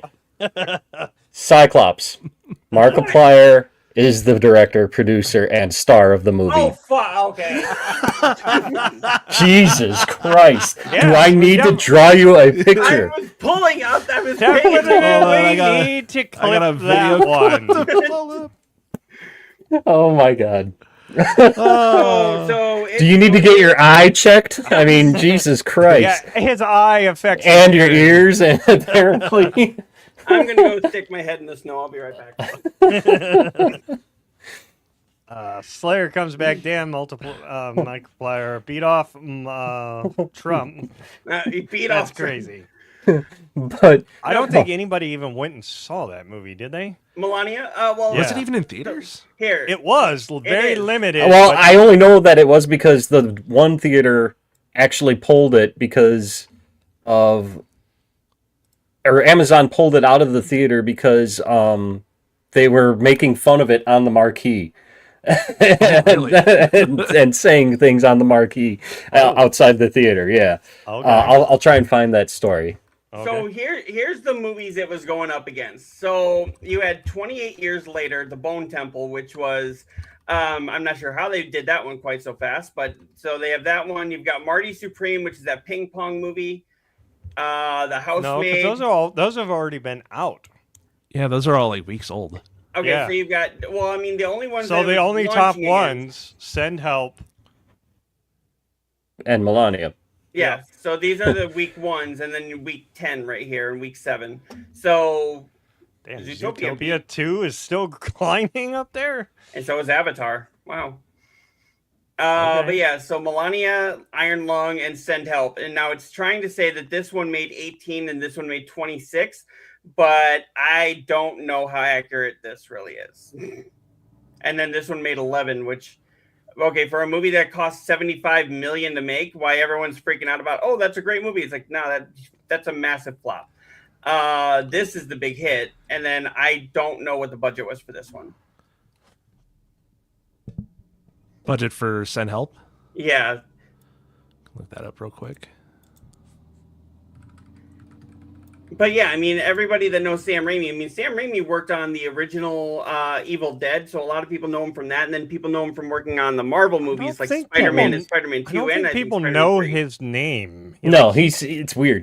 He's known but big, not. but not big. It's very weird. Right. Because, I mean, he did From Hell. Right. You know, Like or not people- From Hell. People know Evil Dead. Send People Me to know- Hell or whatever it was. But People know the Tobey Maguire Spider-Man. Yep. Mm-hmm. But a lot of people But they know don't. that as They the don't Tobey Maguire connect Spider-Man. They're him not with like, it. Right, yeah. exactly. It's not. He's not like a Spielberg kind of name. Okay, Right. so it was a theater in Oregon that said on their marquee, initially they wrote, "Does Melania wear Parada? Find out Friday." And then they also wrote, "To defeat your enemy, you must know them." And so then after it got pulled, they changed their marquee to say, "Amazon called, our marquee made them mad. All shows canceled. Show your support at Whole Foods instead." So, Okay then. yeah. So, Who says you can't have fun with a marquee? Right. oh, I'd be doing that. Honestly, if I worked in a movie theater, I was hired on in a movie theater, and then I got another job that was going to pay me more right after that. So, but yeah, I'm actually really excited that Markiplier, because I mean, think about it. That just means with like just a very low budget and a little bit of passion and love, they were able to pretty much say "fuck you" to Hollywood. Now, I'm And the gonna fans listened. I'm gonna show my extreme limited knowledge here. I've never even heard of this game. Have any of you played it? No, I didn't hear No. about it until this movie, and then I saw the trailer for it, and the trailer looks awesome, so I'm going to play it. So what is the premise of this game? It's set in like future, and there's been like a rapture, and you're on this planet trying to like mine ore or something, but the ocean is blood. And that's as much as I know about it, and as far as I wanted to go down that rabbit Sounds hole. like something that Sam Raimi should be Right. doing. You know, like It's a very the like ocean. yeah. So this guy that he plays is in this like sub where he's trying to mine this stuff, and then other things happen that I don't know Right. what they are. Right here, the game and movie are about piloting a windowless submarine underneath an ocean of blood on an alien planet, taking photos to get a glimpse at the outside world. While Seismansky is probably best known for Dusk, one of the best boomer shooters around. Iron Lung is no slouch and probably lends itself better to film, which is its concise narrative. With its concise narrative. okay. So, and I've Interesting. seen the trailer for it, and it looks like a low budget game, but it looks really awesome. Like, Okay. it just shows you don't have to have a Well, it AAA must be- budget. I mean, obviously, it must be good if he wanted to make a damn movie out of it. Well, yeah, he played it and like liked the story enough that he's like, well, let's make a movie out of it. Mm-hmm. Well, there's a lot of games I think should be made into movies, and there's a lot of games I think shouldn't be made into movies. I mean, made into movies or TV shows, because they always try and cram, a 40-hour or 30-hour game into a 2-hour movie, and you miss out on half the character development. And well, like I think Assassin's Creed should have been like an anime TV show or an animated TV show, Kind of like the on Castlevania. Yeah. I think it should have been like that instead of that PG-13 Michael Fassbender thing. It was like, I remember watching that and it was like, what the flying hell is this? just don't let, what is it, you Ball fucking direct Uwe any Oh no, I Uwe was Boll. actually going to say, let it be one of two extremes. Either one, let it be like fleshed out, let it go to series, let it actually stick to the source material for once, or give it to Uwe Boll. Because either way, it would be entertaining. Oh, my wife God, had never. he My wife had never butchered heard of him, and then one day, was it Blood Rain?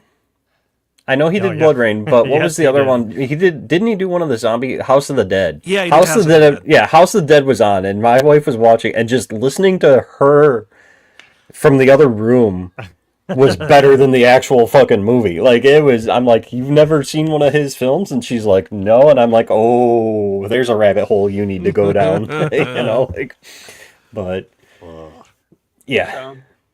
Slayer comes back here, but just because something is a massive flop doesn't mean the movie isn't great. Take Shawshank Redemption, for example. It was a great movie, but did horrible in theaters. Yeah, it wasn't until it was released DVD and cassette that it just... Get those cult followings, Yep. I mean, Rocky Horror Picture Show did not do well in theaters, know.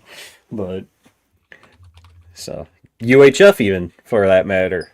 UHF was, flopped so hard in the theaters. I believe, though, that one of the reasons why that did was it came out the same week or a week before Beetlejuice did. That was so, yeah.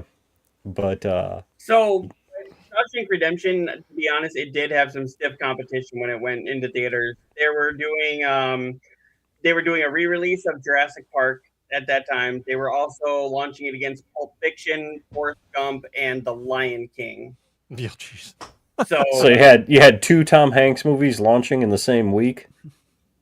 Two Tom Hanks movies. You said Shawshank and Shawshank. I'm thinking Green Mile. I'm sorry. Nope. No, I'm sorry. I know. Different present movie. Yeah.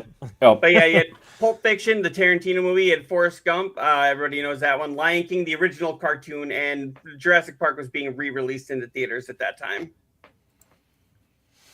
So, and Forrest Gump actually had a 77-week long run. Wow. Yeah. Damn, that's okay. That's quite a long time in theater terms. Yeah. But yeah, moving on here. I know we can talk about that kind of stuff all day here. And we will. You know what? I will. Don't tempt me. Okay. Right here, Ubisoft Assassin's Creed, and I like how Charlie, you're wearing the Assassin's Creed shirt for this. Ubisoft. Stop trying to eat my like and subscribe. Ubisoft Assassin's Creed developer fired less than 2 weeks after criticizing the company's plan to end work from home. I do not agree with that firing, and most people, it sounds like they don't. All he did was go on there and say that it was stupid that they were making him return to the office instead of letting them continue to work from home, and criticize the company for that, and they fired him. Doesn't making them come in the office cost more money, because then you have to pay for said building and electric and all the shit, but if they're at home, they have to pay that? Mm-hmm. Like, where's the sense in that?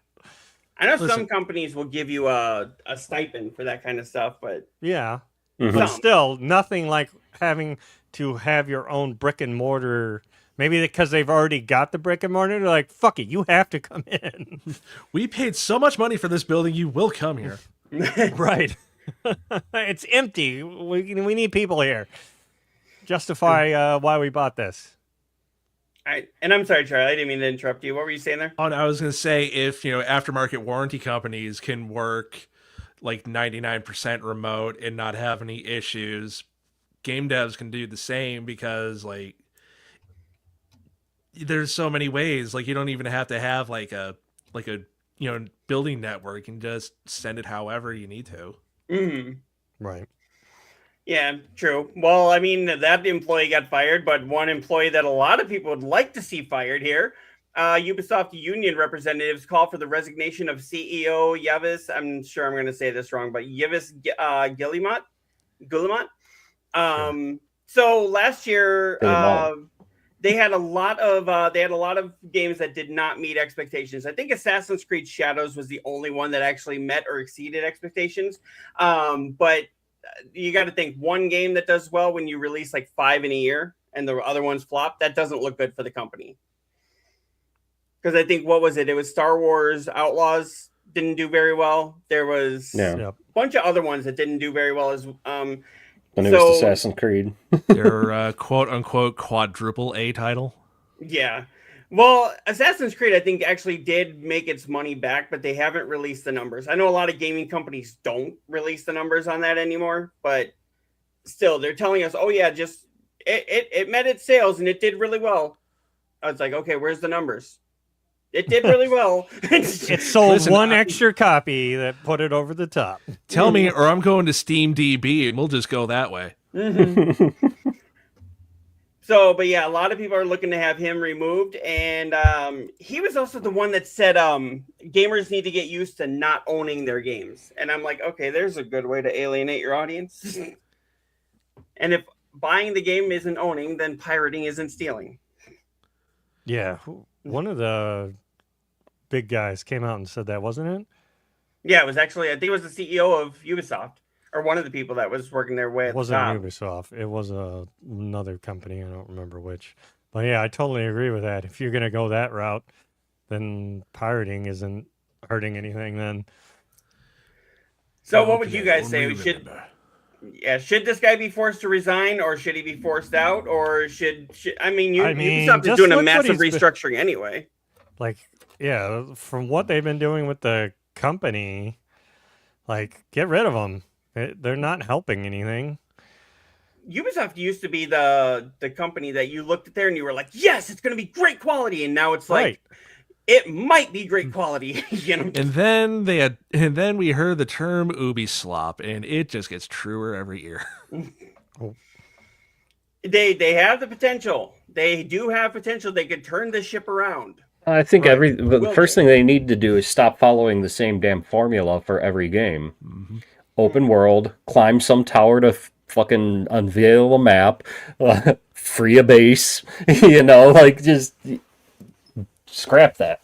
You know, they had a little cartoon weirdo mascot that did pretty well for a while in the 90s. Why don't we bring him back? I heard they're actually working on like a legacy collection for that.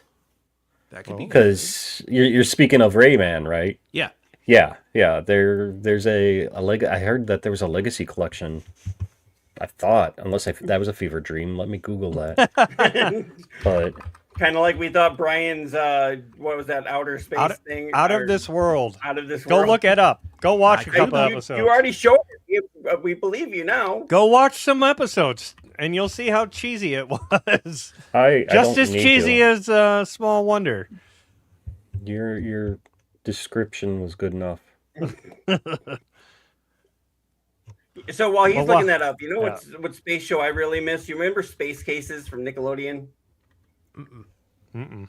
Real, That so one I don't know. That was the one, Walter Emmanuel Jones, who played the Black Ranger in Mighty Morphin Power Rangers. When he left Power Rangers, that was the show that he went to, was Space Cases. And it was basically these kids that were in a school that was basically in outer space. They went on a trip. They found this spaceship. They all boarded it, and then they got launched like 6 years away from home. And they had to basically just try and get home. But of course, the whole show was based on So it's the Magic School Bus meets Star Trek Voyager. kind of, yeah. I cannot be the only one that remembers Space Cases. Nope. How? You What said is it was wrong with- Nickelodeon? Yeah, it was Nickelodeon. Yeah, well, I didn't have Nickelodeon. That's why. You and Rachel, I swear. I had 3 channels. 3. Oh, that was ABC, CBS, and NBC. No, Fox was in there somewhere. Okay, so you had That's all 4 we channels. could get on our antenna.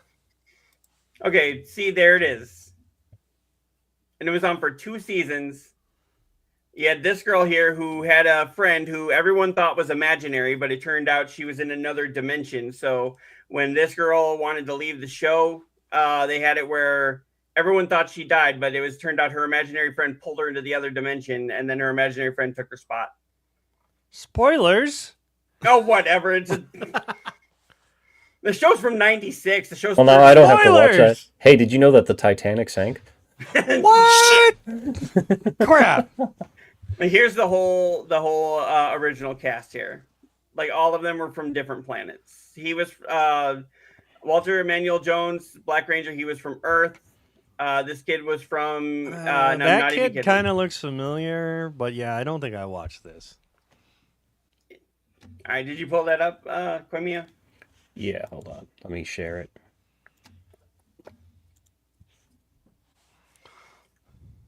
It isn't a new game per se.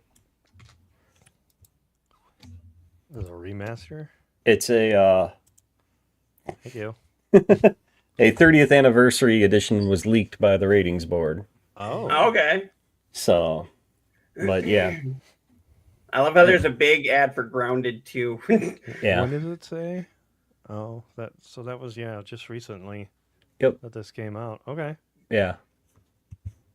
Yeah, I've been looking for some other ones as well, like trying to find more on that story because there's also, well, hold on, I'll keep looking. Okay. No Keep problem. looking. So while you're gonna continue looking for that, I'll pull this one up here. Didn't you have one more from Ubisoft? Yep. So there's a veteran. Speaking of the shakeup going on there, we know that a lot of employees are still nervous about losing their jobs because they were looking at like 200 layoffs. Yep, a veteran Assassin's Creed designer leaves Ubisoft after 2 decades. So this isn't. I don't think he's being forced out. He's just leaving because 2 decades at the same company. That's a lot. In this industry, that's a long fucking time because, Mhm. like you said, there's a lot of layoffs and whatnot. Yeah, Ubisoft has lost another veteran member of the Assassin's Creed team. In a post on social media on Tuesday, Luc Cotier, I believe is how you say his name, announced that he was leaving Ubisoft Montreal after 24 years with the company. According to Cotier, the move comes due to his desire for a change. Says, today is my last day at Ubisoft Montreal. It's been an incredible journey that lasted more than 20 years. During that time, I've learned a lot about game development, relationships, and myself. So he needs a change, which means he's going to a different developer. Otherwise, there's a lot of those Ubisoft people are the ones that started creating Expedition 33. Maybe he's going to go work with them. Could be. So, like, the only thing I'm finding is that it's saying, Ubisoft is currently working on a previously reported Rayman remake for the 30th anniversary, which it's pointing towards the Legends remake. With the update slated at launch for late 2026. The report adds if this remake performs well, there is interest at Ubisoft for a new original Rayman 4. So, maybe? One can hope, but take it with a grain of salt, I guess. Yeah. I'm still holding out for the Legacy of Kain Defiance remaster. I bought that out. So it's a kind of, sort of, maybe next Thursday kind of thing. If they feel like it. We'll get that before we get GTA 6. Most likely, yes. It seems like it at this point.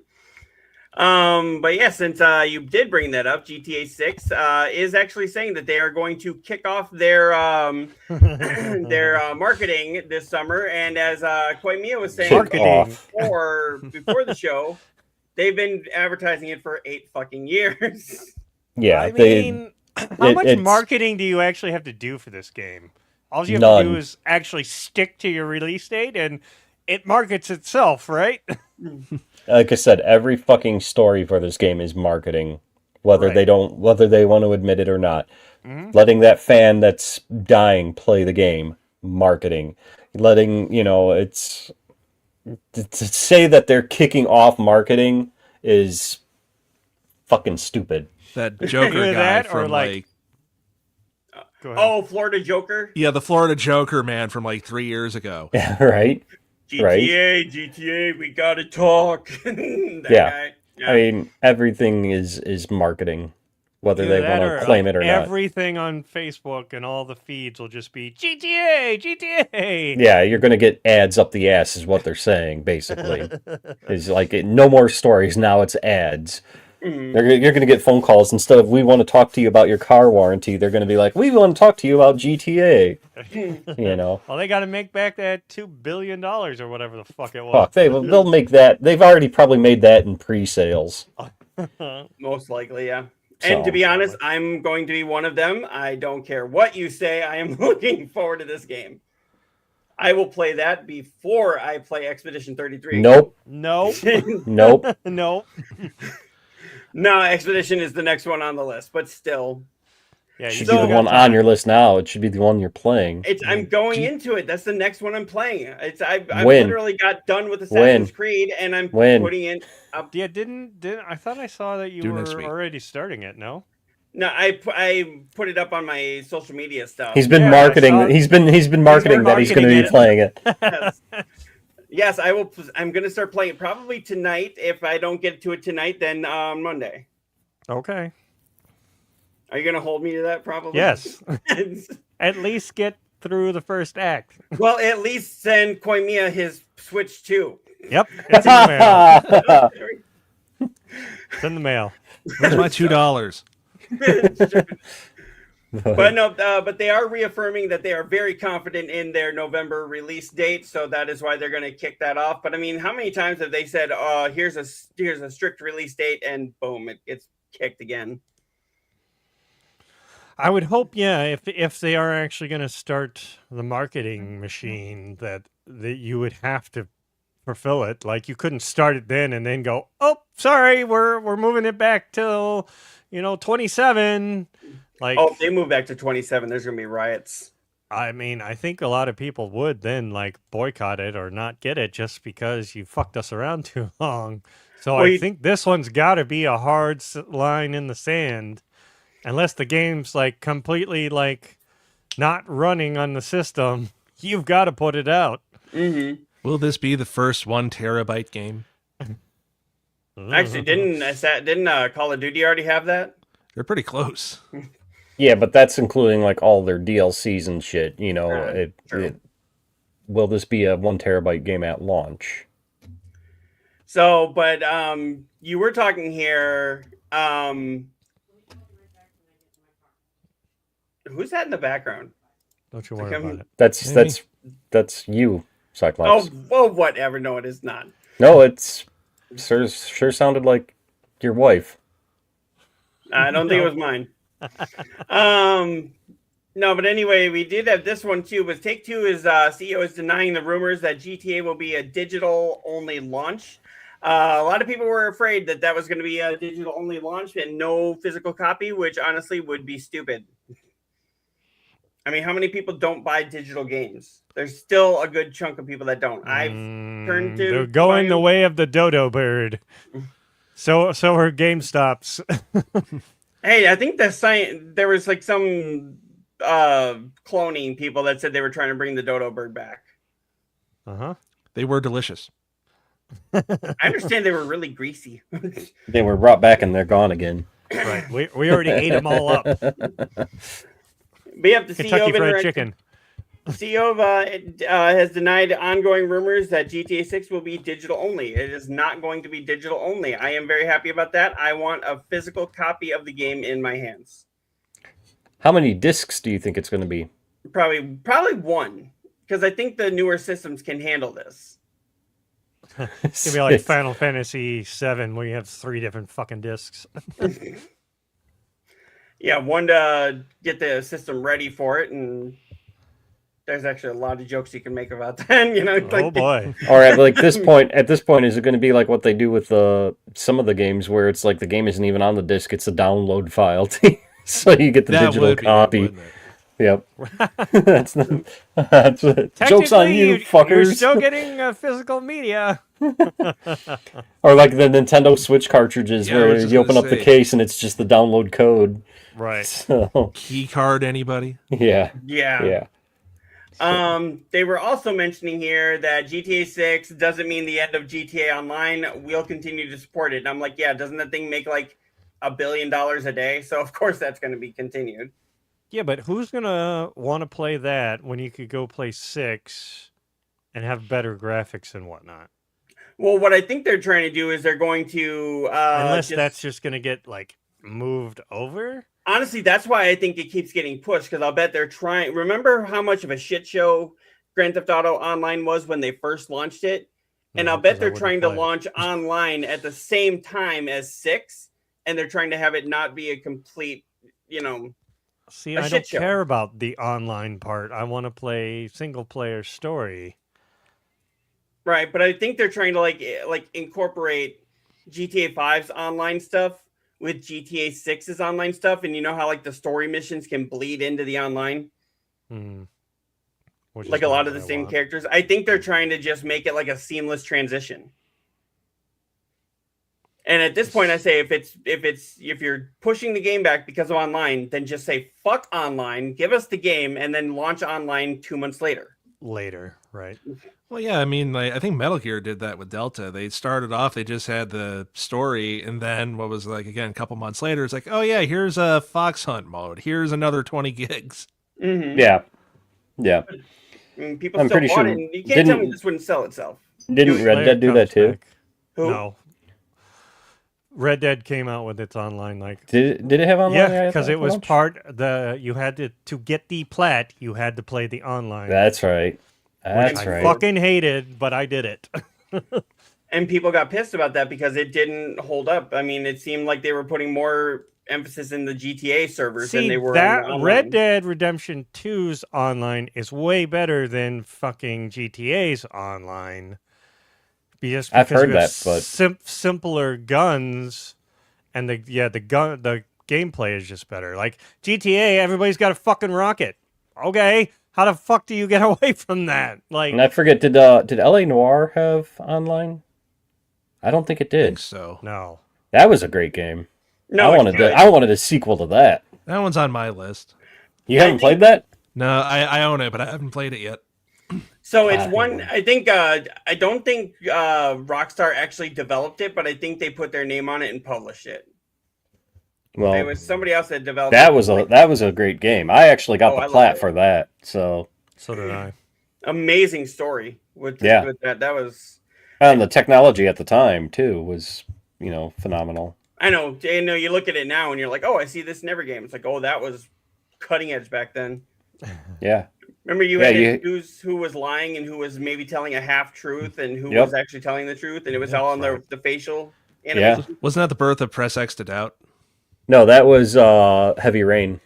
Oh, was it? Yeah. Oh wait, no. That was Press X for Jason. Jason! No, the Press X to Doubt. Yeah, that was LA Noire. Press X to Doubt. So. And then it was Call of Duty. Push it up one more and like hold X for the prey or pay respects. Yeah, yeah, at the funeral. Yeah. Yeah, I loved how Conan O'Brien ripped on that during what was that? Clueless Gamer. He was like, hold X to pay respect. What? See though, bringing this back up, I totally agree with that. I kept trying to say that. I totally agree with that. Who is going to want to play 6 when Fable is coming out first? But see, by that time, you should be done with Fable. Have you played a Fable game? Dude, you got to play that 100 times. Fucking Xbox. Well, then, yeah. You won't be done by that time. Yes, I will. No. Yes. So what else coming out like before that? I mean, we got James Bond coming out in a couple months, but we have Wolverine is set for fall of 26. You've got Fable set for, as of right now, fall of 26. They're not saying an actual date that I know of. I mean, you got for your PlayStation people that like Neodeath that have never played it, you've got Halo coming out. Is Halo actually coming to the PS5? Yes, It's been announced. Mm-hmm. Oh, it's been announced, and I know all the other ones have. I hadn't heard that one. They've got. I played the second one, but it was just multiplayer. Yeah, they've got Gears of War Emergence Days coming out on PS5 as well, but I don't think they have a window. I don't think they've got a date for that. Yeah. I think that's going to be 27, to be honest. Slayer comes back. Nah, you play Fable like 10 times before you're done with it. Mm-hmm. And then even then, you're like, maybe am I done? Yep. Well, what did they say? They've got like 1,000. Do I have enough wives? You've got 1,000 NPCs, and you can romance every single one of them, and you've got 700. Enterable buildings, and each one of them has their own decor. So, you're not done with it unless you played it at least till it's done with you. Yeah. Yeah. I'd say at least 4 times you got to play through it. Fable is a day one for me. Okay. For sure. Yeah, definitely. What about you, Cherrick? For Fable? Yeah. You seem like you'd be a Fable fan. Probably. I'd have to check it out first. Aha, another one that hasn't played it. Yes. See, he knows it. He knows what's up. There's a Slayer lot knows of chickens what's up. to be kitchen. There's a lot of chickens to be Oh, kicking. kicking. Yep. Okay. And no, we're not talking about Legend of Zelda kind of chicken. I was kicking. gonna say like Zelda. Yeah. No. Yes, Although but I made different. the grave mistake of abusing a chicken in Skyrim. You fucker. They were yeah. bad. They got a little feisty, yeah. Yeah. Um, I remember that. I remember. So, while moving on with the story that we have here, this is one we were kind of laughing about before the show here. So Sony has AI generated podcasts starring characters like God of War's Kratos. They might be Sony's worst patent ever, according to Kotaku. The podcast would give you updates on games you're playing in a simulated voices of your favorite characters. I mean, just imagine Kratos in a podcast, and then they want to have other Sony characters. Like he's sitting there talking with Elena from Uncharted. Well, like I said, I feel that's like Space Ghost. That's all I picture is him Here's the behind thing. the desk. You know what cracks me up about AI is people are getting more and more pissed off about it, but at the same time, how many people use Siri daily? How many people I think use it's a Google? difference. It's a difference between like the AI, like you're talking about, like Siri, and generative AI, where they're trying to make art with it, and that's what's really sticking in people's craw. Is like Okay, so that's like what they're afraid of. okay, but so for example, this podcast, I made this. would you be upset about it? No, but then again, I'm also of that camp of like, okay, well, this shit's gonna happen, so like I would prefer like, if it was like humans making art, but I understand using AI, especially for someone like me who can't afford to pay someone. It's like, all right, well, I need to make something. Can't get it out, right? Like, Right, you either know, that, my or I'm just background is AI generated. Like, I couldn't make that. right, or like I'm like creatively stunted. I can't do anything visually artistic to save my life. Okay, So- but at what point does that go to become a tool? Like, you're saying it's hurting art, okay, but at the same time, I mean, think all the way back to fucking Clippy. Oh, it looks like you're working on a resume. It's like there's AI for you as a tool. And like Neodeath, he said his background image is AI. The picture behind Cyclops is ChatGPT. Mine is actually from, I think it was the Facebook Meta AI. I'm like, so is that art or is that me using that as a tool? I feel like I'm not the Both, right I person would to think. 'cause I'm not like staunchly anti AI, so I don't feel like I have like an. I'm just answer asking for that. in general, But not yeah, not it's just you. Like where is that fine line that goes from hurting artists to using it as a tool? So here's what Slayer says. Yes, like AI is better as a tool, not as an entertainment generator, i.e., podcasts, music, country, books, movies, music. Why not though? I know there's a fully AI band that's on YouTube that puts out music, and that's just actually kind of good. How is okay? And I'll probably get a lot of flack of this and all that, but like you use it as a entertainment generator is the term you used. How is that different than a VTuber who uses some anime fox chick with big ass titties as their avatar? Why do I feel like I know who you're talking about?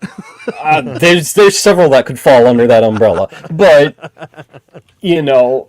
and is that art or is that them using that as a tool?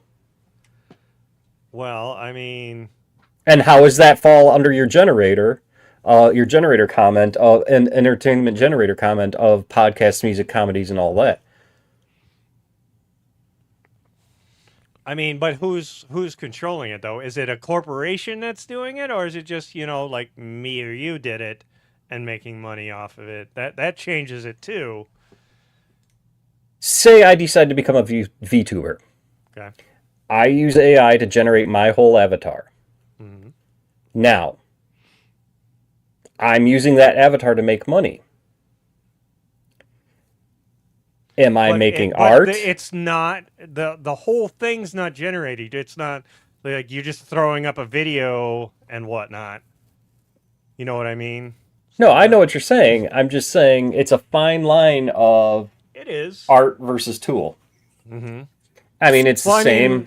That's the same thing like what happened with Clair Obscur, right? Like they used a little bit of AI to generate something and then took it out, and then they lost one of their awards because of that. Yeah. Which Yeah, is, one of their Game of the Year awards. yeah, which is ridiculous. But didn't they say that they were just using AI as like a placeholder? Right. I believe so. They were But I gonna, mean, like- even still, that's like, you know, like, so I don't remember who, in like one of the comments of that article, someone's like, then you have to, you know, fault like news people who use spell check Yep. on their articles.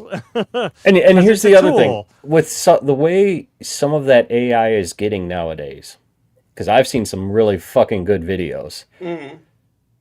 How are these people going to tell in the near future if they're playing a game and something flashes by so fast?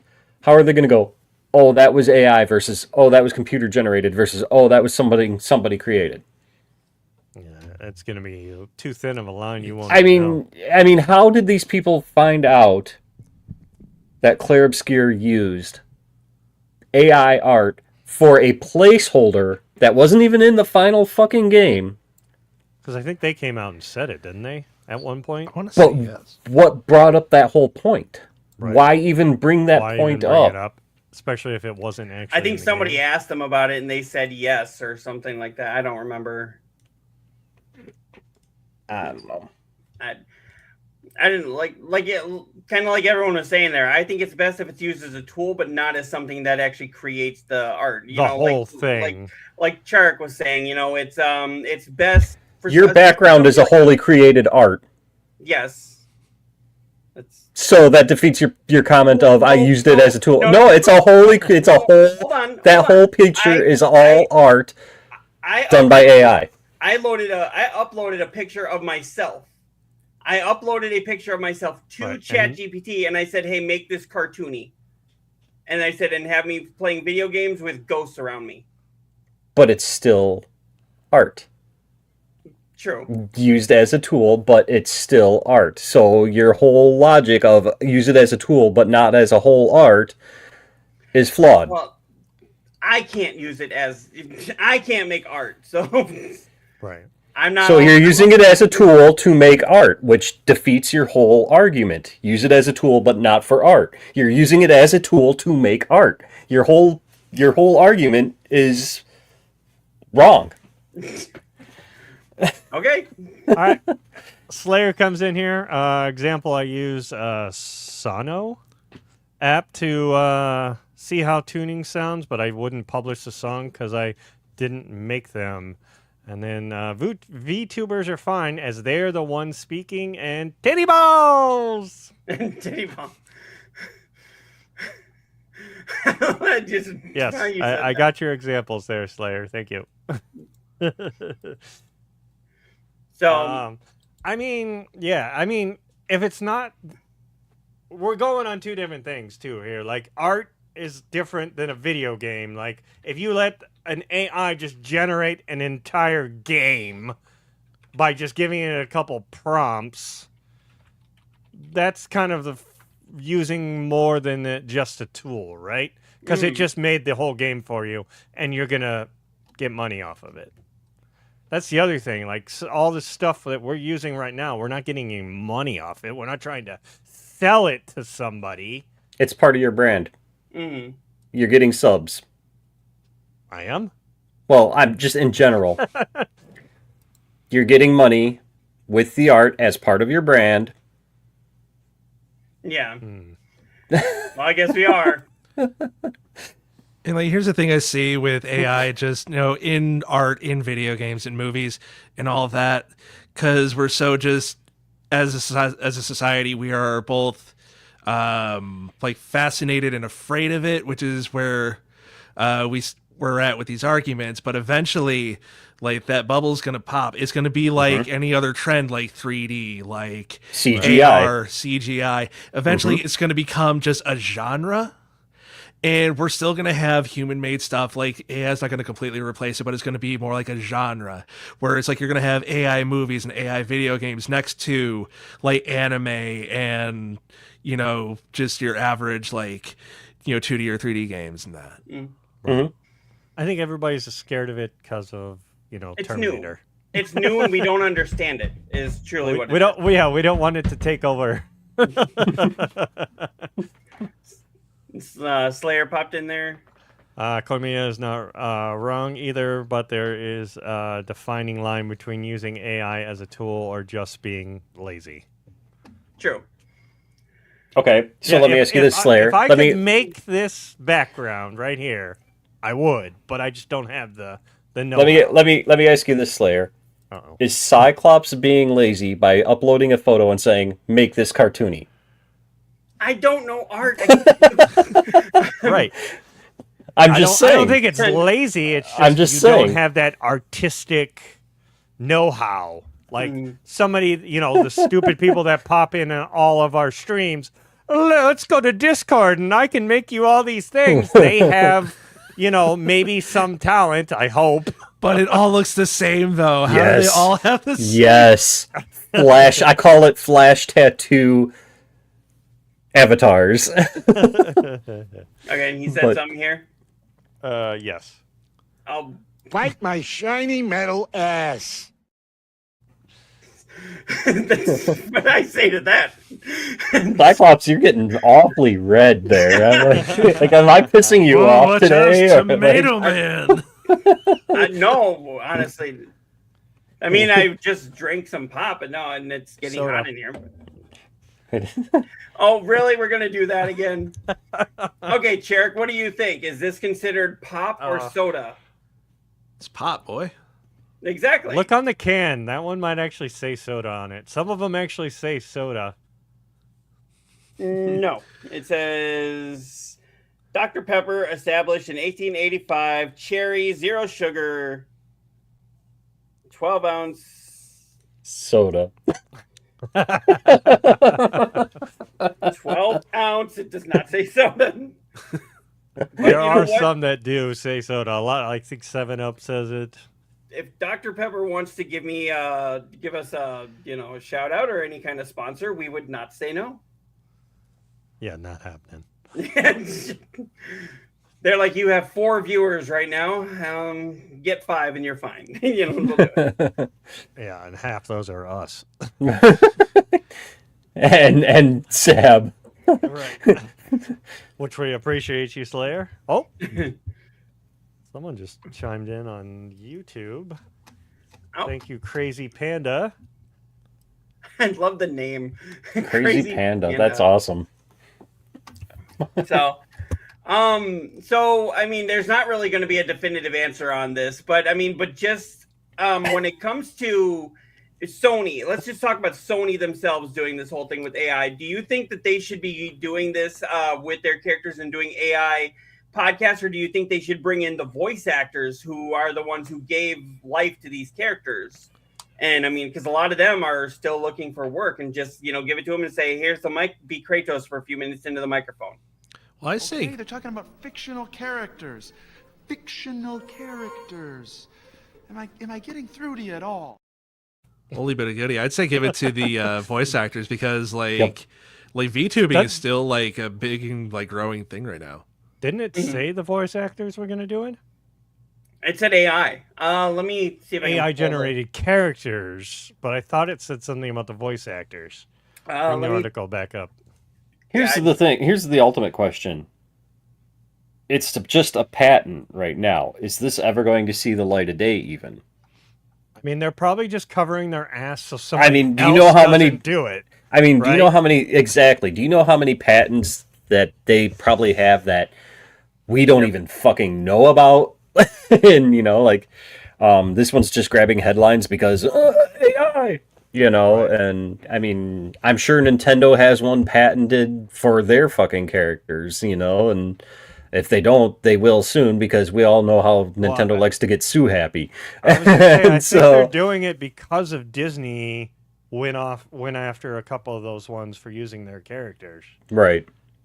So they're probably like, well, fuck, we better jump on this bandwagon and Exactly. cover So, I our mean, ass. Nintendo's not far behind if they haven't done it already.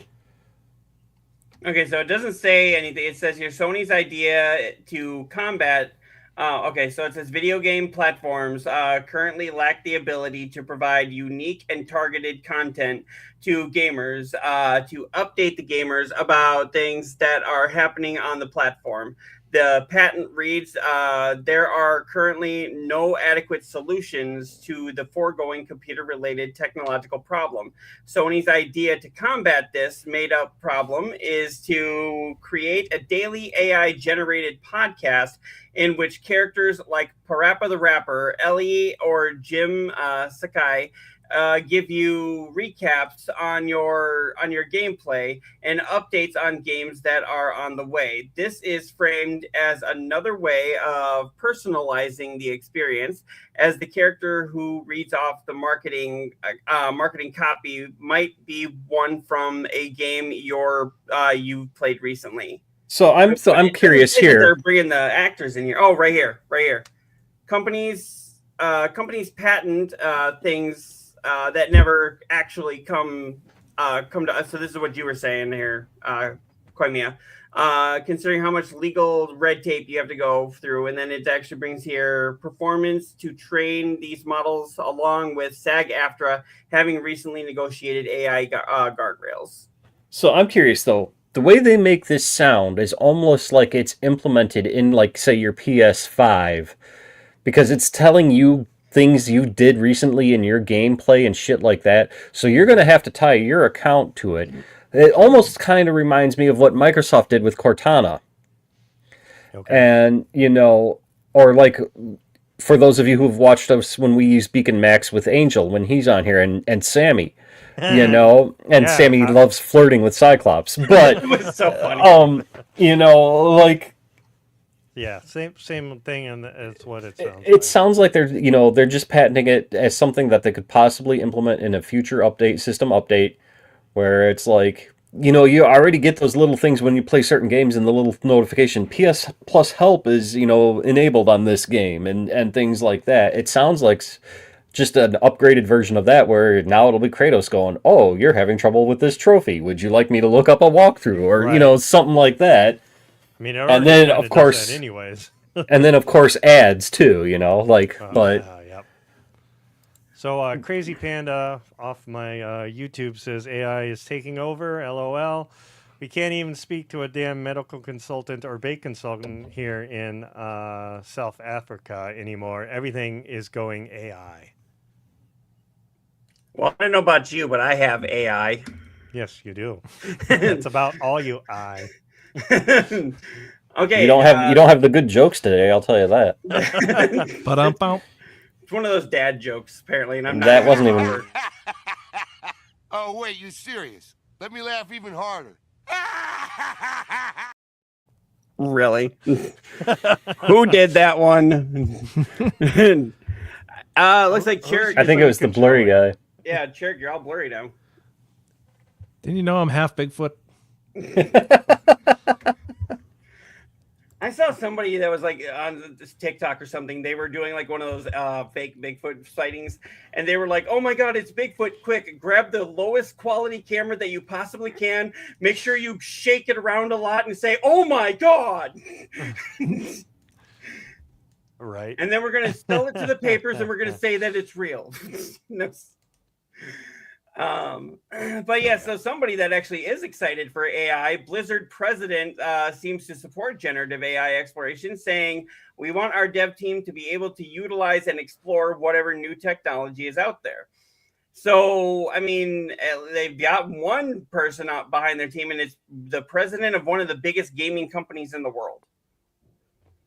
So, I mean, it's I don't know what else to really add other than it should be used as a tool, like GMOs are a tool,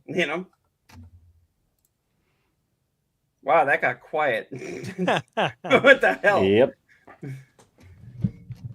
I think we've beat this cat with a stick enough. We need to get that South Park thing. He's over there beating that dead horse.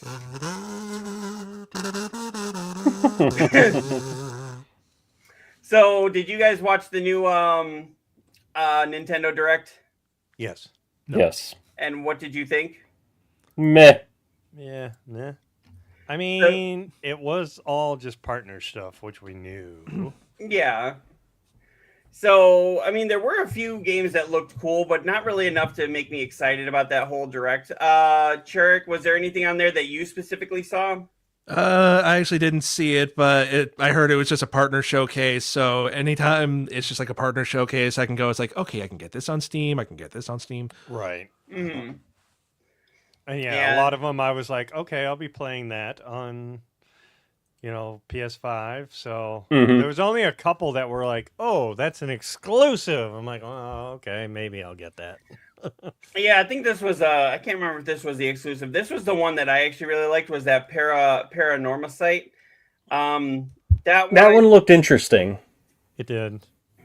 Yeah, I think that one was a exclusive. I was like, oh, okay, well, I guess I'll have to play that one on there. Yeah. What was but that Orbitals? That one? Yeah. I don't, I don't get why everybody was like, "Oh my god, Orbitals." Like it looked okay, but unless I was the only one that the thing appeared janky to me. Like it was dropping frames bad in their trailer, and I'm just like, I don't know why they thought it would be okay to put this trailer out. Like, I don't know, maybe it was just me, but you guys will have to go back in your spare time and watch that trailer and let me know what you think. But there were a couple of times where I'm like, those are, and I'm not talking like just a few drop frames. I'm talking like it almost like old South Park jankiness, Oh my god! And they're just kind of like, so yeah, continuing on, there was that Captain. I'm not even sure how to say that. I think that was Fighting Soccer. Yeah. Basically, it was Mega Man Soccer from back in the Super Nintendo day. Yep. Yep. And okay. Speaking of back in the Super Nintendo day, did you see they dropped the Bomberman collection? Yes. Yes. I picked it up. Did you? Nice. It was only $20, and I've already got like half the trophies because they're so easy to get. Nice. Like literally, the first 5 trophies are play each game. Like you play Bomberman 1, bing, pops a trophy. You play Bomberman 2, bing, pops a trophy. Like, yeah. Okay. Yeah. So that is that an easy plat, it sounds like? Maybe because there are trophies for beating each one. And I don't remember, it's been so long since I played a Bomberman, I don't remember how hard they get. I mean, I guess it depends on if you have to do it on difficulties. It does have a rewind function. Oh. So now it's like as soon as you die, you just rewind and you're like, okay, I'm not placing the bomb there, so... Finally, I can keep my kick. Yes, yes, exactly. So, but yeah, if you want to trip down memory lane, sorry to hijack that there, but you said No, Tokyo Scramble is a new horror game coming. I think that was an exclusive to the. Yeah, I think that one's an exclusive. Is that the one where they were like looking in the mirror? Yeah, I think so. This is the one where they're on the train, having a normal day until a cave-in suddenly sends you tumbling into the underground world. I don't remember if it was this one or the paranormal one, but they had like a scene where the person was like looking in the mirror, like a little pocket mirror, and you had to like figure out what was going on behind the paranormal one. Yeah. That was pretty awesome. I will say that I like, why haven't we seen that function in a game before? It took us this long to get a pocket mirror, So. There was Valheim, which of course is just the Valheim coming to Switch 2. Yeah. So that was Hollow Knight Nintendo Switch 2 edition. I wasn't sure. I know Neodeath, you were a big fan of Hollow Knight. Are you gonna pick it up again to do it on the Switch or? Nope. Well, I know they just did a PS5 update for it, like a native PS5 one. So like the PS4. Okay. And then there was eFootball kickoff. I'm not really into sports games. I don't know about you guys. No, the next one. Not that one. We got a release date for this one. I played the demo of this one, and man, was it fucking fun. Okay. What does that compare to? Is that like the Dragon Quest games, would you say, or? It's like a Zelda, adventure like that. Okay. But Because I was watching that trailer it's and I'm like, Zelda and Secret of Mana. and this is a Switch 2 exclusive, right? No, It's not. actually not. If you go and look on their actual page, it's coming out for all of them, but like Nintendo was the exclusive that got the demo. I was going to say, I haven't seen a demo for that, but I mean, I'm definitely intrigued by that. Oh, it's fun, but I was so mad at the release date. It's so fucking far away. I want to play this game. I had a lot of fun with the demo. No, you only got a few months to wait. Yeah, only a few months. The Super Bomberman collection that was available today, which was just a few days ago. And you said that's also available on. That's on PS5. Yep. Okay. Final Fantasy VII Rebirth, June 7th. So my thing is, you can put June games 3rd? like this, or June 3rd. I'm sorry, yeah, June 3rd. You can put games like this there, but you can't do the uncensored version of. And I don't know why I'm. Dispatch. Can't have Tifa Dispatch, with yes. the big mommy milkers, you know. Yeah, I mean, if it comes between Dispatch and Mommy Milkers, Pragmata. This is the one we were talking about earlier. I know, Koimiya, you're excited for this. I have not downloaded the demo, but I am going to. Well, like I said, gameplay-wise, story-wise, it's awesome. It's a great action game. So it reminds me a lot of BioShock. Is it that how it feels when you play it? No. No. Okay. I would put it as more of an action-y, like the more action sections of Resident Evil. Oh. Like, and like a guy in Discord said, I don't want to play Snake because there's you remember the old computer game Snake where you have to eat the pellets and your snake gets bigger and bigger. There is a hacking aspect where the robots are armored and you use the little girl. She's a robot as well, and you can use her to hack into them to get their armor to be gone. Right. And it's almost like those old water flow games and all that where you have to connect the pipes from point A to point B. Okay. But you're doing that on the fly. You're doing that on the fly, yeah. So I mean, there's a lot of you got. Yeah, I saw that part and I was like, it works. It actually works, and like I said, the gameplay, the story are great. I just can't stand the main character, Hugh. His voice. Like I said, I don't know if it's his voice acting or the lines that they give him. And like I said, the part that made me really cringe was I don't know if you were at this point.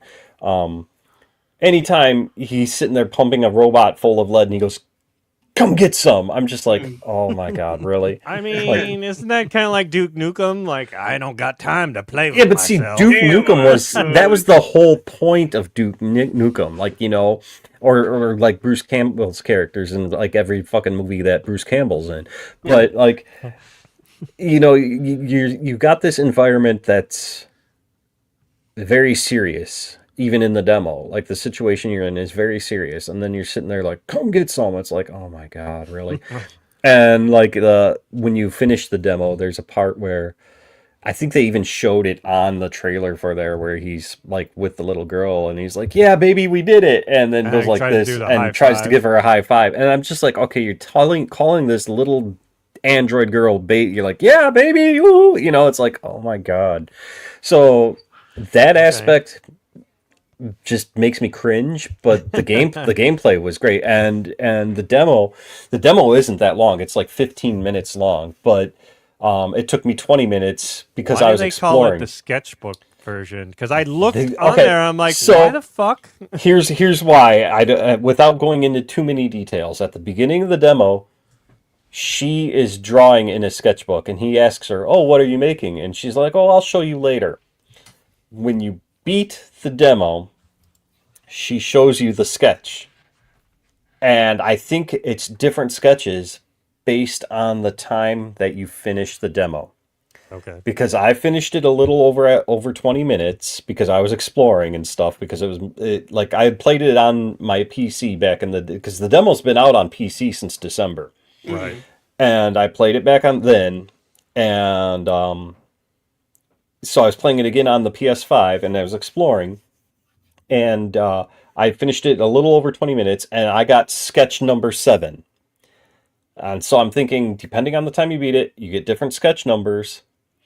And Well, Capcom loves to put those. well, at and the end, here's the like thing. And here's the thing. S and the A ratings at the end. Yeah, and here's the thing though. After she showed me the sketch, it says you've unlocked a new suit. And so I'm thinking the different sketches are going to be different suits. And the faster you beat the demo, the better the suit that you get. I don't know. I'm going to go back and play it and try and beat my previous time and see what happens. But if it's that short, I'll go play it here after we get off here. Yeah, as far as, like I said, gameplay and story wise, I'm hooked. I'm hooked. I just that lead character. You're gonna have to somehow get through that. Have you I am. pre-ordered the game yet? I have not. Okay. But now that I've that's what played I the was demo, going to do. I was like, well, now that I've played the pre-order demo it. fully, yeah, I'm more for leaning towards that. Okay. So, but yeah. Yeah. Other games that came out, the one that I'm really excited for, Turok Origins. I know that's going to be available on other systems as well. PS5 is probably where I'm going to. Yeah, I think so. Well, Turok was always like a Nintendo. Yeah, that was a Nintendo 64, I thought. The original one was, but the ones after that, I think, came out multi-platform. Okay. Let me see. Turok I was quite shocked that they were bringing out a new Turok. Let me see. So I know it's going to be available because they announced this a long time ago. Oh. So yeah, right here, new sci-fi action shooter set to launch for PlayStation 5. So it says it's PlayStation 5. Let me go. What systems will Turok Origins be on?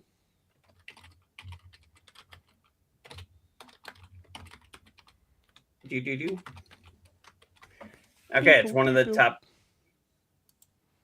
It's one of the top search things here. So yes, it will be available for PS5, Xbox Series X and S, Nintendo Switch 2, and PC via Steam. So yeah, I think a lot of these games are going to be multi-platform, but they show them here first. So I don't know if Nintendo like somehow like paid more so that they could say, "Oh yeah, it's on Nintendo Switch." Yeah, well, that's like not a lot of companies, but a lot of companies do that. But this started on Nintendo, just on Nintendo, and I think the first one I remember playing it, like he said, on 64. Yeah, and I remember graphics were not good.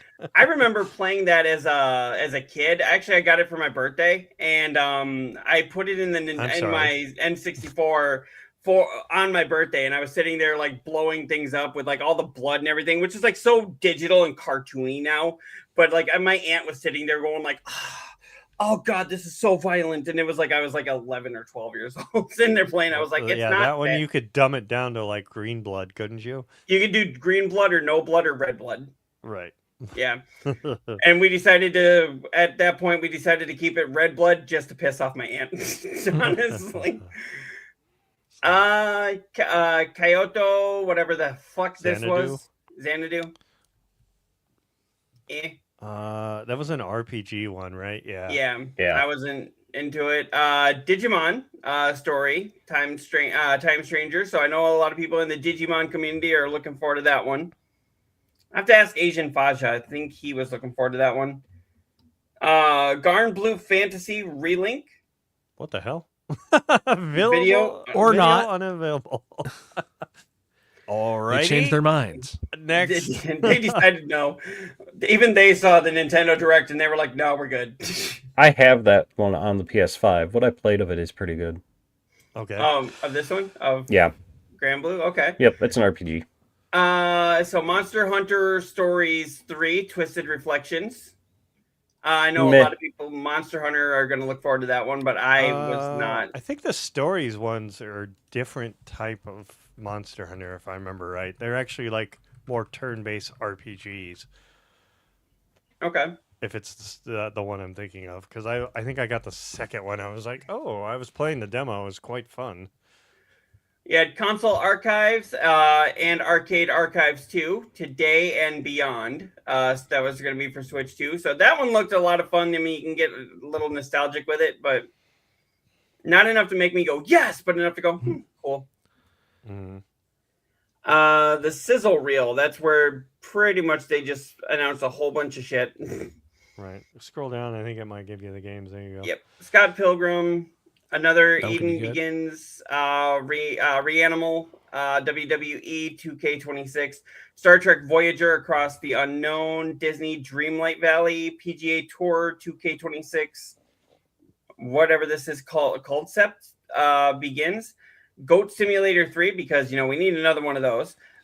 Show Tactics, Blades of the Shogun, and Tales of Ares, Beyond the Dawn Edition. And then I know, Neodeath, you're looking forward to that one. Resident Evil Requiem, but I don't think you're playing it on the Switch, are you? No, I am not going to be playing it on the Switch. I forgot that was coming out later this month. So that's another one I got to pre-order. Bethesda, a lot of people collectively went when Todd Howard was on there, saying a whole bunch of their games are coming to the Switch for the first time, which will include Fallout 4, Indiana Jones and the Great Circle. Which we already knew Indy was coming out to it. Yeah.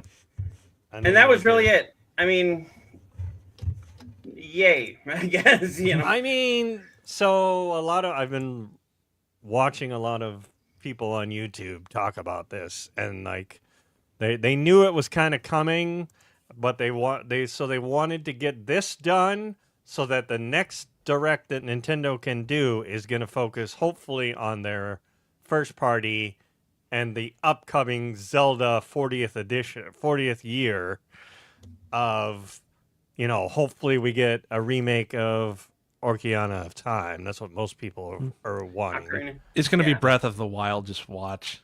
Breath of the Wild remaster for the third time. But so how many more times are we going to get Skyrim? We're going to get another remaster of GTA 5 before we get GTA 6. Yeah, probably. But yeah, so that is the rumor right now. Hopefully we got all that out of the way so that Nintendo can now give us the first party stuff. Also in that rumor mill is the next 3D Mario game. So they can actually give us what we want. Right. Hopefully they're saying in a couple weeks here that direct will hopefully go off. Just from a lot of people in the industry that have been putting things out. Nate the Hate, Attack the Backlog, all them. So hopefully it's true, especially with the Zelda. I want to see, and also with the new Lego set that's dedicated to that game too. So hopefully that'll come through. Right. So, and we did have one more big story. We've got another small story if you guys want, but we don't have to. Last one. Okay, so the last one that we have here is Nintendo isn't freaking out about the RAM shortage affecting the Switch 2 yet. Now, I mean, they were looking at maybe raising the price of the Switch 2, and as we all know, there's a global, what do you call it, like a global shortage of RAM, but it looks like maybe Nintendo is going to be able to keep up with it.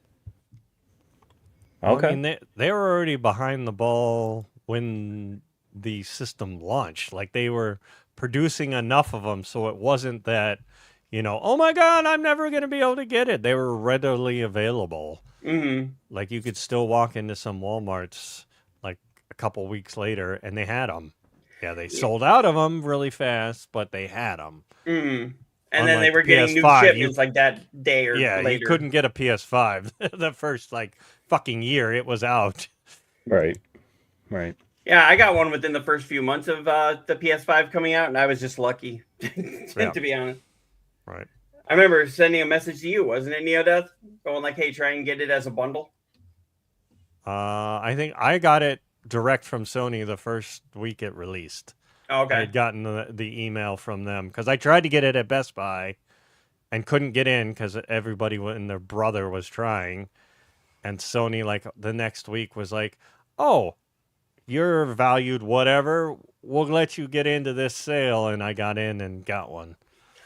Yeah, mine was, it was actually because I saw that GameStop was going to be dropping some. And, of course, I got in there and I was really early and I tried just a few seconds after it went live, and of course they were gone. But then I was like, wait a second, what if I try the bundle? and it said the bundles were available, and I ended up getting it as a bundle with the new Call of Duty. It was a digital Spider-Man 3 or Spider-Man remaster and Miles Morales. And then it also gave me a second controller and a GameStop gift card. It's kind of funny how I got that too, because my wife had told me don't spend more than about $650 for that. And then I ended up spending like $805, which then I had to go talk to her. I was like, so don't be mad. Oh no. Anyway. Oh, shut up. I was like, don't be mad. And she's like, no, I'm not going to promise that. I was like, don't be mad. I'm telling you, don't be mad. I looked this woman in the eye. I said, bitch. You said that. Yeah. We've got the whole thing there. I need to get the space one. Just bitch. So, Anyway. but at least they're not raising their prices. And at least it's, I mean, why do consoles raise their prices as the life goes by now? Well, they did that all because of the tariffs, and now because of the RAM shortage, too. All right. Yep, that was all the main stories. Just the other one is just Baldur's Gate is getting a TV show, going to be held head of the lead person who does The Last of Us. I look forward to the sex scene with the bear. Mm-hmm. That might upset they said PETA. that it's not based on the game. It comes after the game, right? Yeah. It takes place after the third game. So you're saying the bear will be pregnant? Possibly. Maybe. So, all right. Was there anything else that anybody wanted to bring up? Nope. I know we're a little later on the show today, but you know, it's also fun having Cherrick back. Right. So, yes. All right. Welcome back. And hopefully your streams go well. Yes. You said you're going to be doing one tonight, correct? Yes, tonight around 8 o'clock. Central time. Central time. That'll run for about at least 2 hours. Okay.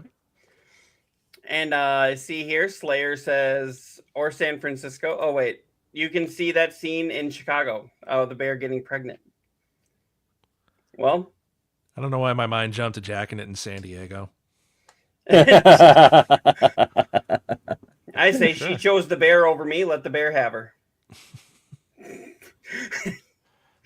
Anyway, okay, Neodeath looks confused about that one. I have no clue what any of that is. There was an old thing on the internet, like from not even a year ago, that was like asking women, would you prefer, if you were in the middle of the woods and you saw a strange man, would you prefer the man or the bear? And a lot of people said the bear, because you know what the bear's intentions are. You don't know what the man's are. So, but all right. Well, thank you all for coming and hanging out. And Cherrick, it was good to see you here. Thank you for joining us. Appreciate it. All right. If there was nothing else for anybody, we'll go ahead and sign off here. Yeah, I'm good. All right. Well, remember, haters gonna hate and gamers got a game. All right, guys. Peace out. Thanks for watching. We'll see you later. Good night, everybody.